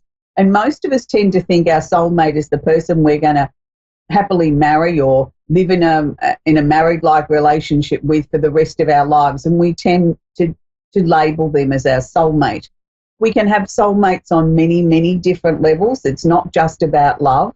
So if you want to know more about soulmates, why don't you head to my Facebook page that's called Workshops and Shows, and on there you will find a soulmate workshop that I did about 18 months ago. So the information is still relevant. But for those of you that are looking to attract a soulmate into your life, I want you to write down a minimum of 3 things that you would like in a soulmate. Now, whether that's going to be your love partner or whether it's going to be somebody that you just share a very extra special connection with, write 3 things down on a piece of paper, read them out aloud, light your soulmate candle for about 15 minutes a day, sitting there focusing on the energy of what you're trying to attract in a soulmate, and send it out to the universe. Please burn your candle for 7 days, and that will help you clarify what it is that you're looking for in a soulmate. And we all need a soulmate or 2 in our lives, and we don't always just have one. We can have soulmates, as I said, on many different levels and not just on a love level. But I suppose the most common one that everybody asks me is, have I found my soulmate yet? Have I found my life partner? Have I found that special someone that I'm going to share my life with? So that's why I designed a soulmate candle, so that we can bring a soulmate into our lives. Now, for those of you that mightn't have the room for an extra large candle, can I suggest a little gift box set of 3 different candles of your choice out of the range of 28 that we have. And in this I have soulmate, passion, and love. And I know it's the selection I chose last week to bring love into your life, but I think it's really appropriate this week too, because if you're trying to bring in new love, or you want to ignite passion in your relationship, or you're looking to bring in a soulmate, somebody that's going to be the love of your life, you need all those ingredients around you to attract the right sort of loving relationship. We need love. We need passion. We want to attract our soulmate. So these little candles will burn for approximately 15 minutes each, where out of the larger ones you'll get up to 100 hours, depending on how you look after your candle. You do need to keep your candle wick short, and you need to keep your candles out of drafts and away from air conditioners and fans. And please never light a candle and place it underneath a window, as it can ignite the curtains. And always make sure that you burn your candle by placing a coaster between it and the furniture. So let's move on to other areas of the show now, and I just want to make sure that you fully understand what a soulmate is. You can check out my page on Workshops and Shows, where I do have a workshop there on soulmates. But we're going to take our first caller now, which is Kari in Minnesota. Are you there? Yes, I am. How are you? Very well, thank you, Kari. Do you have a question I can help you with, sweetie? Yes. Do I have any spiritual abilities? Okay, that's a really good question, Kari, because we all have spiritual abilities. It's just the fact that we all tend to sort of think that there should have been this sort of arrival or this announcement to say, now you've got spiritual abilities or psychic abilities and I can now, I've got a license to practice or use them. It's like anything. If we don't practice it, we don't strengthen it. So we're all born with natural ability. I think as we start to develop and become older, we start to sort of look at things and sort of maybe allow our logical part of our mind to talk us in and out of situations. I can see in the last 6 months or so, Kari, that you've started to develop naturally stronger feelings. You've started to have gut feelings about things, have you not? And they've sort of, been very obvious to you. It's sort of like somebody switched the light bulb on. And that's good. That's true. What's happening there is the fact that you're acknowledging it more. And that's why you sort of think that it's getting stronger and is this sort of my great epiphany moment. I think that's always been with you. It's just now that you're starting to listen to it, observe it, understand it, take notice of it, act on it. So therefore it's becoming stronger because you're actually sort of working with it and working with it consciously. Can I suggest the next step would be find something that you're interested in, whether it's tarot, numerology, astrology, palmistry, anything along those lines, and use that as your tool. Start to sort of follow or study that. You don't have to necessarily be looking to take it on board as a profession, but if you put your energies into one of those tools or a couple of those tools, you will start to find that it will also help strengthen things because you've got a point of focus and you're believing in, say, numerology, that you're working with the numbers and you see the synchronicity of, the same numbers or same combination of numbers coming up time and time again, and you start to form your own truth in those sort of things, your own belief systems that you add on to what you've learned. So that starts to strengthen it. It's like exercise. We can all go and do some form of exercise, but when we decide to focus on one particular area, say you decided to take up swimming, well, then we start to develop those muscles. We start to become stronger. We get more core strength. We start to feel more confident in ourselves because we're starting to master that swimming or that running or that walking or whatever it might be. Well, the same is said for psychic stuff. The more we use it, the more we practice it, the better we become and the more natural it becomes to us. Instead of sort of having to think about what's the right or the wrong decision with a choice that's coming up, it just becomes automatic. And it's sort of like, oh, I just know which way to go. I can feel it. And it's like, yeah, that's definitely right. But by the same token, we intensify those feelings if something is wrong too.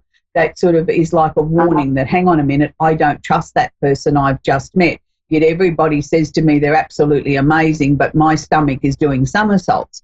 Well, then you need to follow that because for you, for some reason, personally for you, that person is not right or you can't be trusted in your life.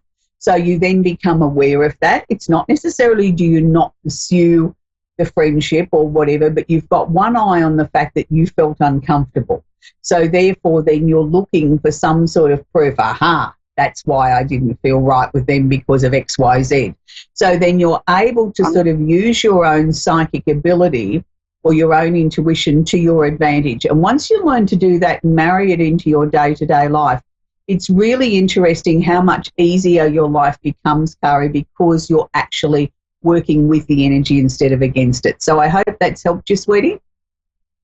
It does. Thank you very much.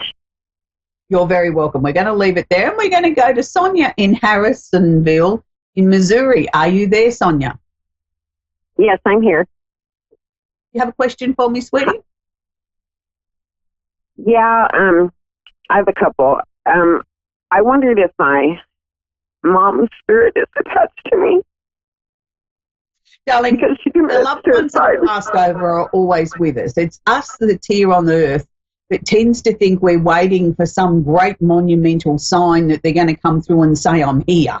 I've arrived. I'm here watching over you. Well, it can be very subtle things. It can be sort of just a feeling. You can smell her perfume. You can think you see something out of the corner of your eye. a photograph might be moved or whatever. So, yes, your mum's there very much with you all the time. She's also showing me that she wants you to sort of dry your eyes and get on with living. I don't think she was one for a lot of tears. Yeah, she cried every day. She committed suicide. But she's sort of showing me that she's got the tissues out, wants you to dry your eyes and get on with it. You know, she's being very definite about that. So I think, in her opinion, you've had enough time now to overcome what's happened. I mean, look, I understand when we lose somebody and we lose them before we consider an expected sort of time that they didn't, you know, make 90 or 100, that it becomes more difficult to understand. And sometimes things don't make any logical sense to us. But what she's showing me was it's time to dry your eyes, put your best foot forward and to move forward, because she is with you. And I can assure you she's found peace now. For some reason or another, she didn't seem to have inner peace when she was here on Earth, sweetheart. I know. And there was nothing that you could have done that would have changed that. You know, she hung on as long as she could. And unfortunately, we that are left behind don't sometimes understand why life can be so cruel and someone's taken from us in whatever form I know it that may be. I know that I've made a lot of negative choices in my life, and they affect me and my children today. And I just don't know what to do anymore. Yeah, but sweetheart, the choices that you've made have made you the person you've become today. I don't believe any choice we make is necessarily wrong. It may not be the decision we would make today with the information we have today, but at the time, when you made those decisions or those choices, it was the best one you could make at that time with what you had at your fingertips. You know, the knowledge, the wisdom, the resources. That was the best decision you could make then. So please don't look backwards and say, oh, I wish I could have done it better, or I should have done this, or I should have done that. You did the very best you could at the time, and that's what you've got to remember. And your mum's telling me she did the very best that she could do.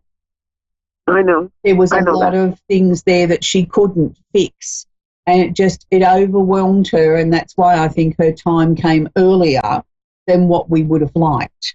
But she's at peace now and she's happy, and she's showing me that she's jumping around the place like a 2-year-old, you know, dancing to some music. She's Do you think I'll be able to be healthy again? Well, I think I'll be able to be healthy again and be able to. Absolutely, you will, sweetheart. That's why I think she was so strong in showing me that she had the tissues. She was drying your eyes and saying, come on, get on with it.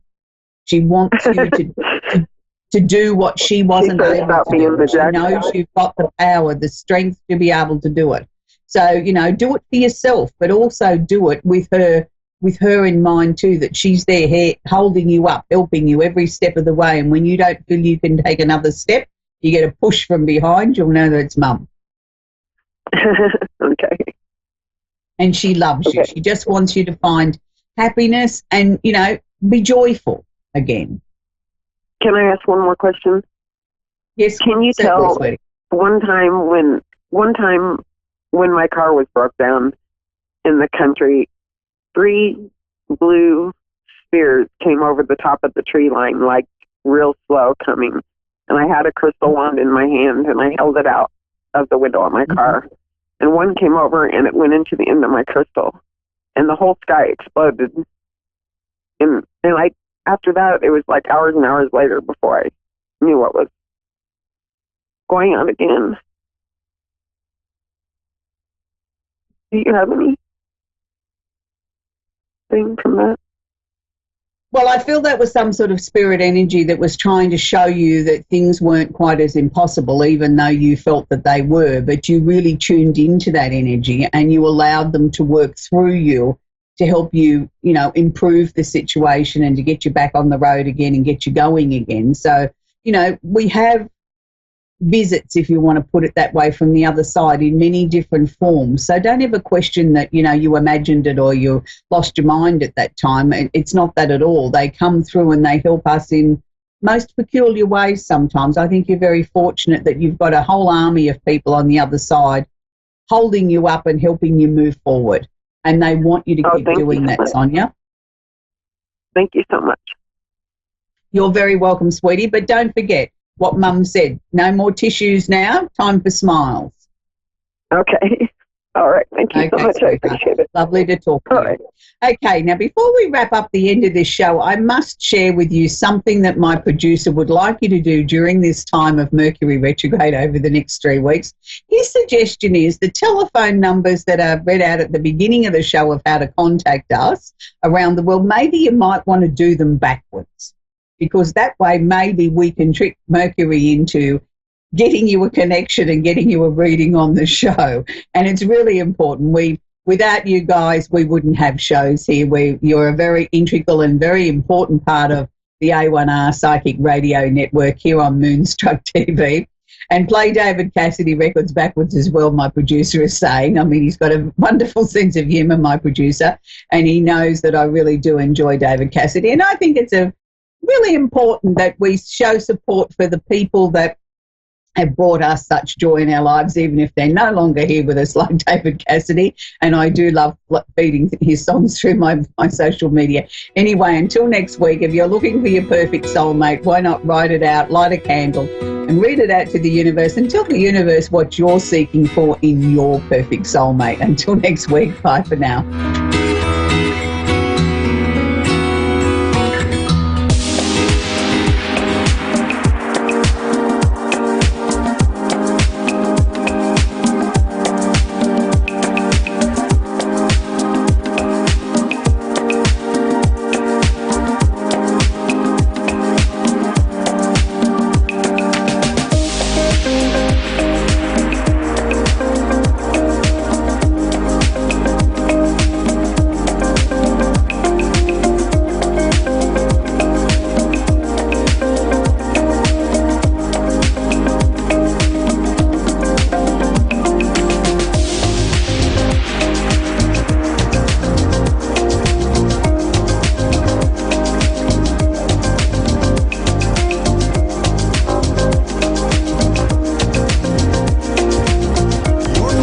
A1R Psychic Radio, Earth's #1 psychic radio network, and watching Moonstruck TV, Enlightening Television.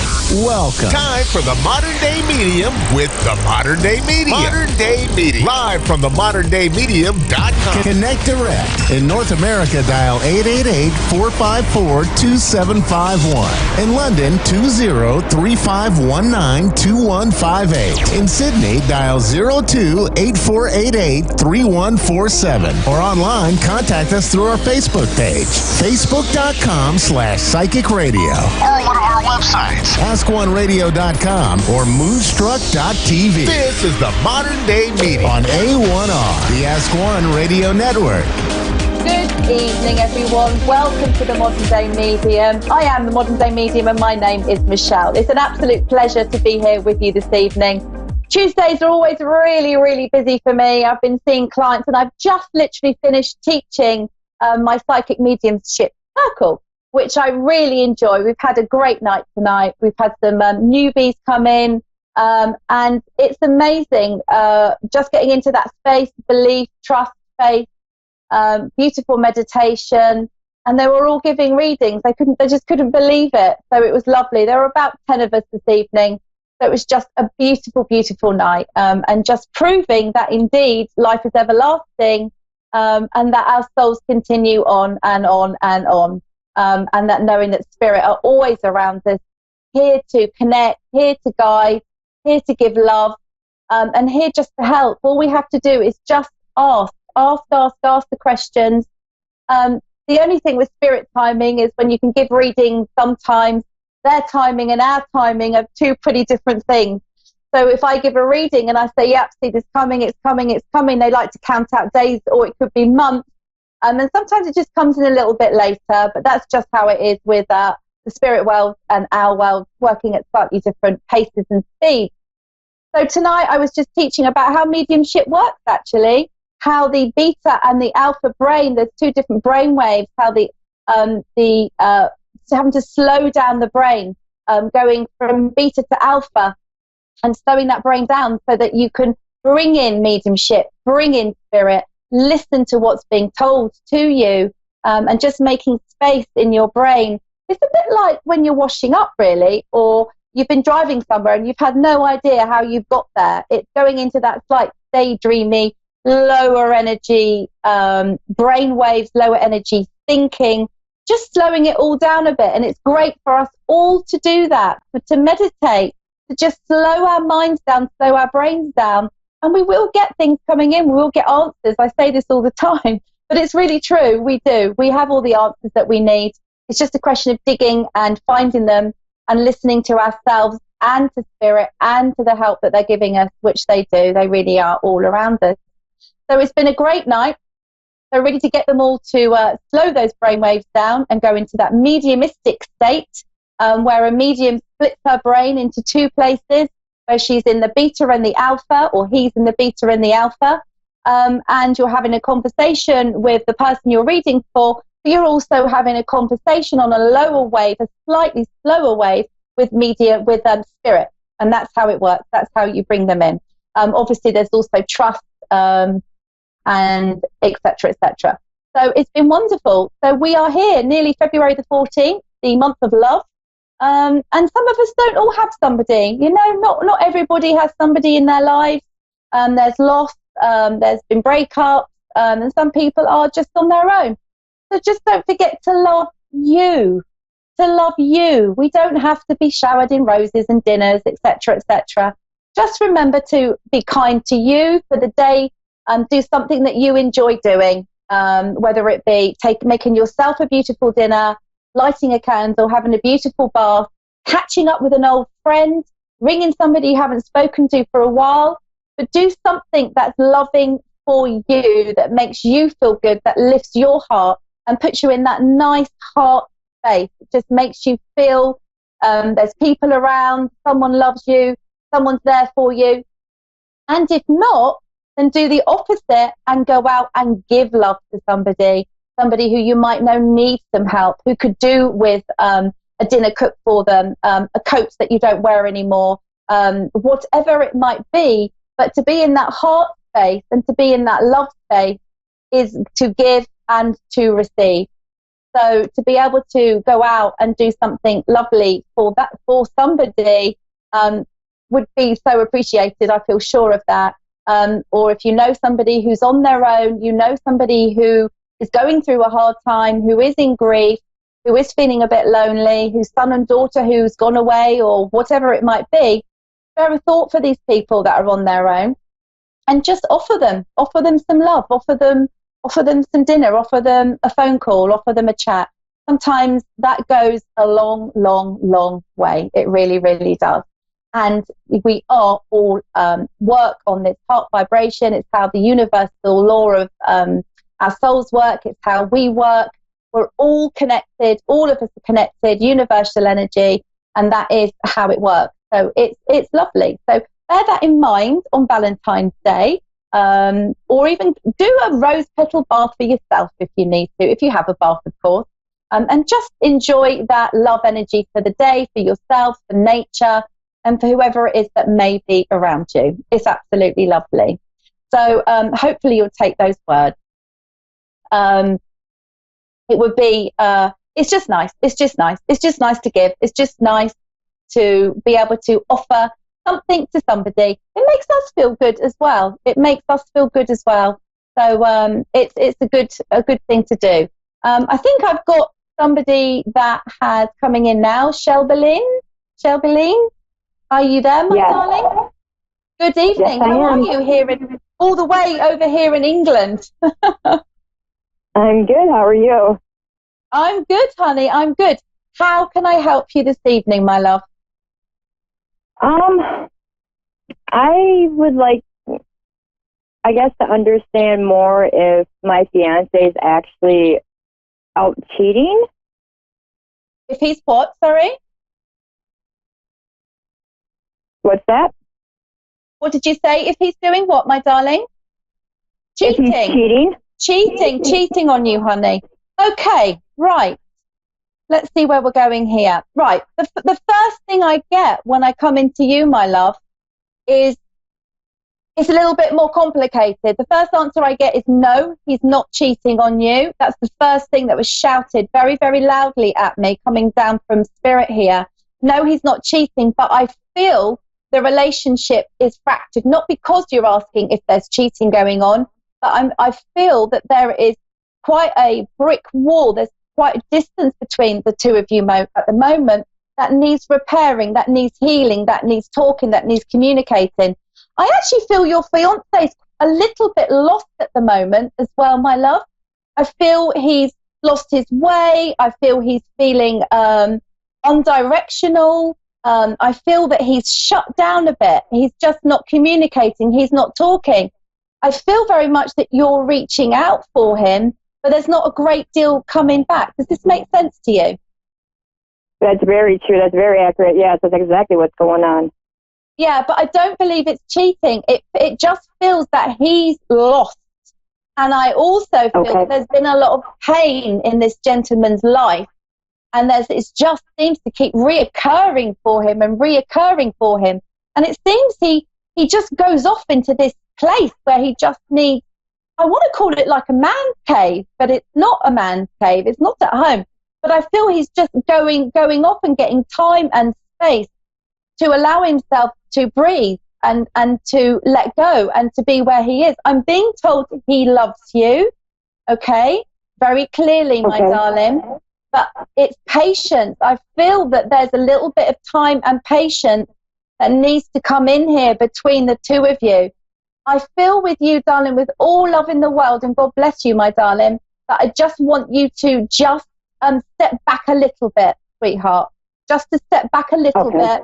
Take your time, okay, and allow him to have this little bit of space, if that makes sense to you, please, my darling. Yes, it does. Yeah.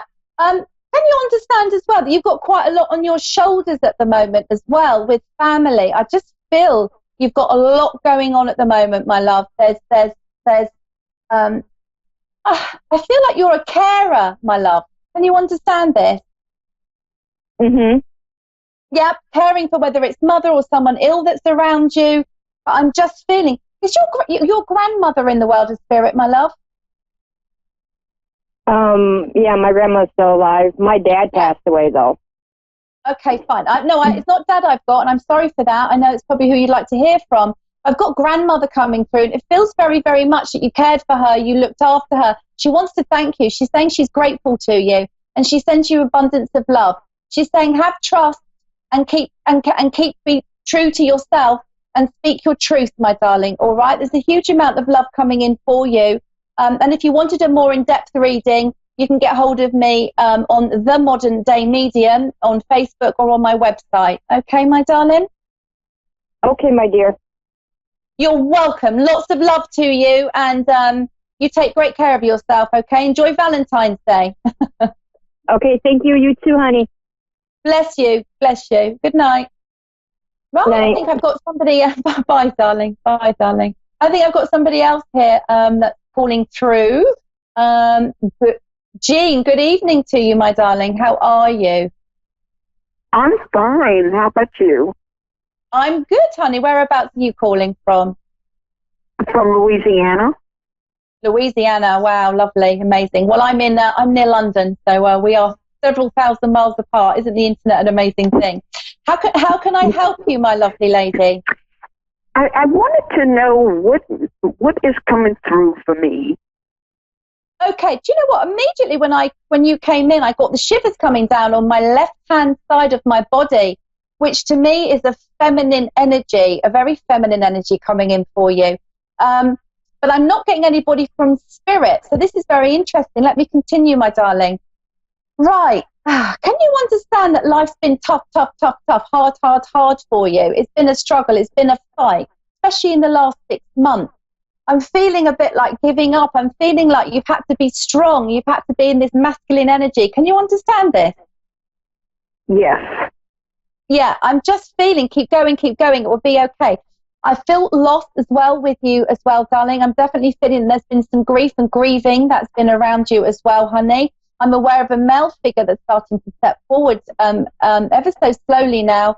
Have we got someone younger in the world of spirit, please, my love? excuse me, that passed on? Is that what you mean? Yeah, sorry, that's crossed over. That's in the work. That's died. Yeah. Yes. Yeah. Okay. I'm feeling. This connection is feeling like a child in spirit. Can you understand that, my love? Yes. Yeah. And it's a very strong connection. It's giving me shivers down my side and just absolutely unbelievable love coming in for you. Can you understand that it's you need to let go? You need to be kind to yourself. Can you understand you've been feeling guilty about this, or blaming yourself, or putting this on yourself? Does this make sense to you, my love? Yes, it does. Yeah. And it's just a question that you, this lovely, lovely child energy I've got here. Can you understand?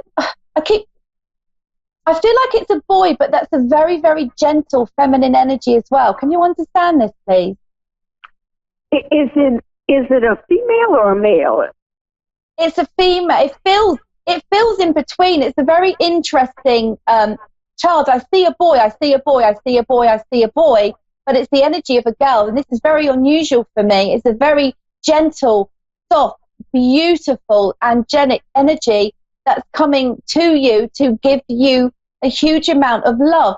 And I need to say to you, for you to forgive yourself. I don't know why I need to say that, but just for you to let it go. Can you understand, my love? Yes, and I have both. I have a female and a male that's passed on, that's younger. We go. That's what I'm getting. That makes sense to me now. That's good. Honestly, my darling, Jean, there is so much love coming here from these two, combining together, stepping forward towards you. I have to say that they watch over you. You're really quite a funny woman. You're quite unusual, is what I'm being told, and you're quite. Can you understand? A bit fairy-like, a bit forgetful. Your head's in the clouds a lot. Sure. Yeah. Can you understand what I'm saying to you? I just need confirmation. I just feel with you that you have a huge heart. You're very giving. You're very, very loving, and that you've been through a really hard, rocky journey. Not just with what we're talking about with the children, because I feel that's going back a bit. But it just seems to not get going. You can't seem to get going. You can't seem to feel. Your soul is feeling happy, your soul is feeling complete. But one thing I need to say to you is forgiveness.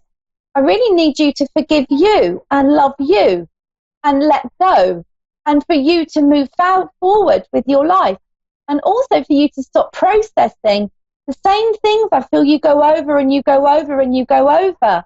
And I'm being told to say to you to step forward and to move forward with your life.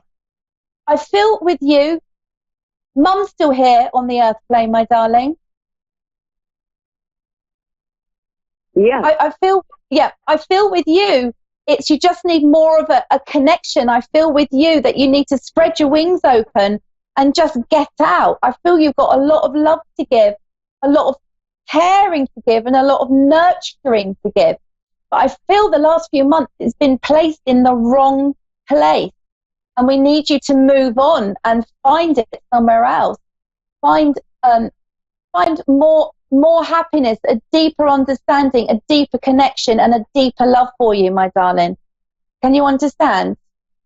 That is so true, yes.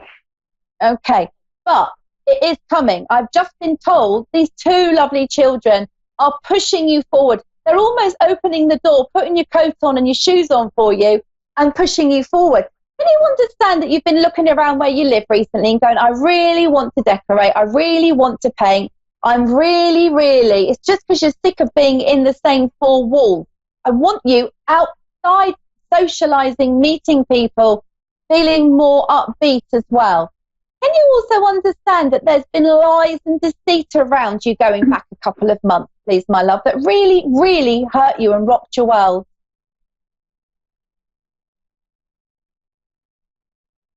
And I'll continue, it's fine. I just feel that this has really rocked you, really took the wind out of yourselves, my love. But everything is going to come full circle. You're very spiritual, you're very open, you're very good with speaking and talking with your throat chakra.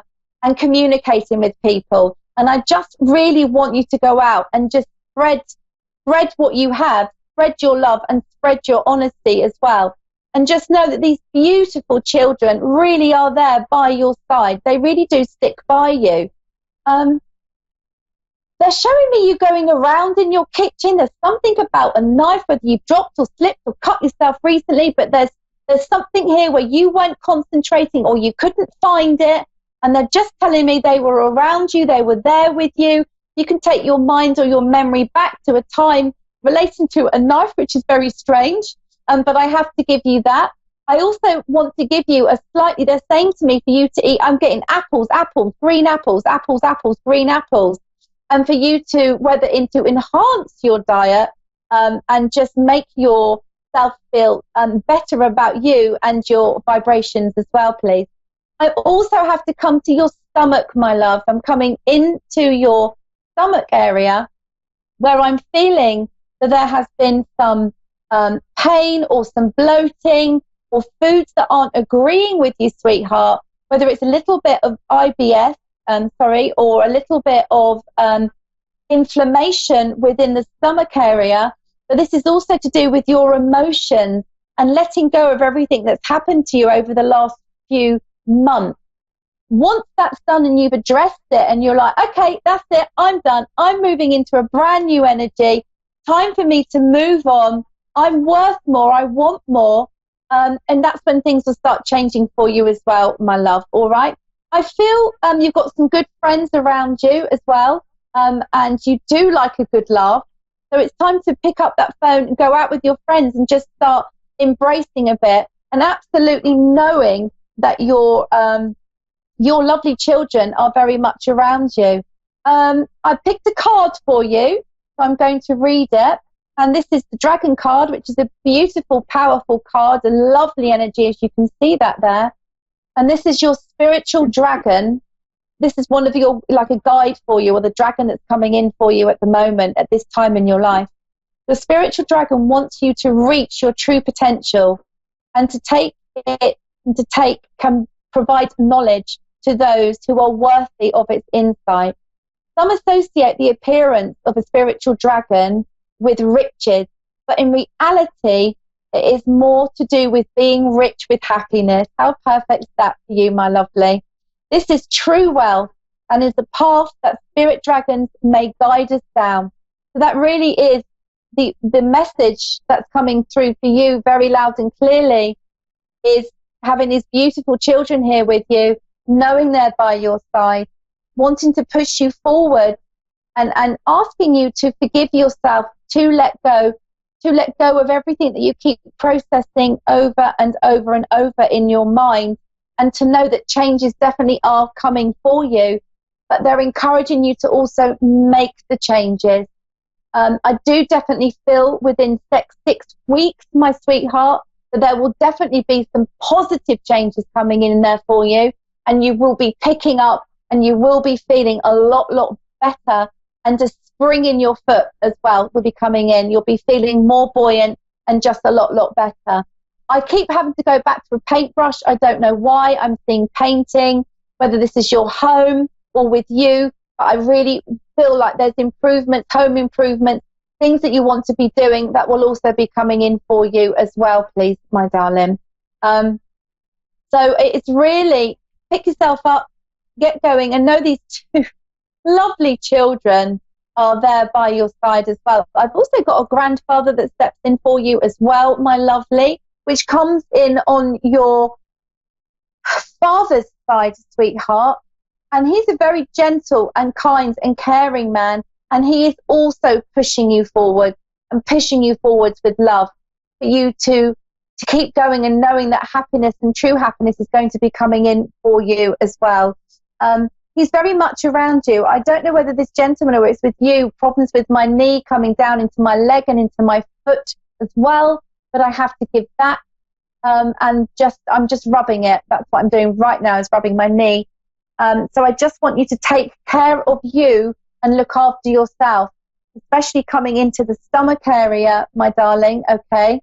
And I also feel with you This gentleman I've got coming through, this granddad, is taking me to his lungs as well, feeling like he couldn't breathe. I'm feeling like they were filled up with water and mucus.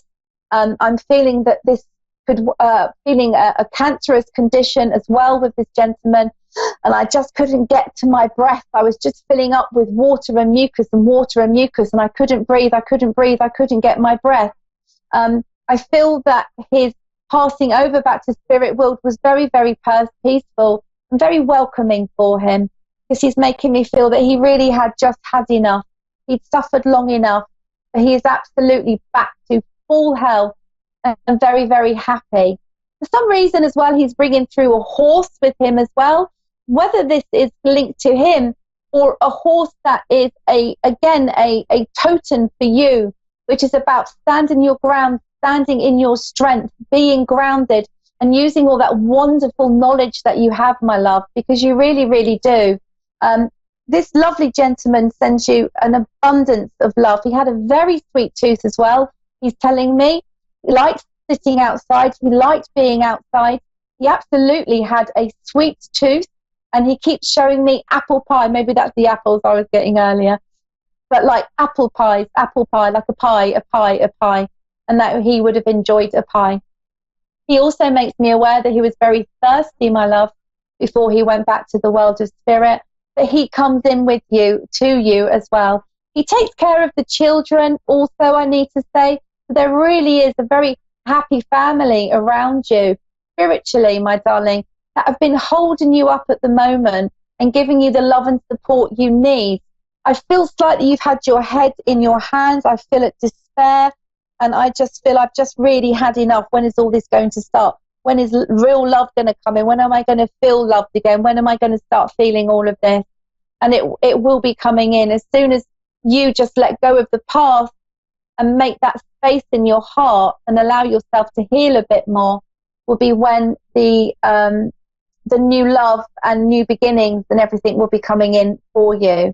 But don't forget, everything is as it's meant to be. We need to go through healing as well, and we need to go through pain and suffering in order to us to heal and move and grow more as well. But definitely good things coming in for you. I feel I want you to get your vibe on. I feel I want you to be upbeat. I feel I want you to kind of shout and dance around a bit. I just want to see you enjoying yourself more and more, and this will just start coming in naturally. So for you, my darling, picking up the phone, calling some old friends, allowing yourself to enjoy and embrace life again, my sweetheart, is going to also be incredibly healing for you. I feel with Mum as well, you've been great with her. It's been tough, it's been difficult.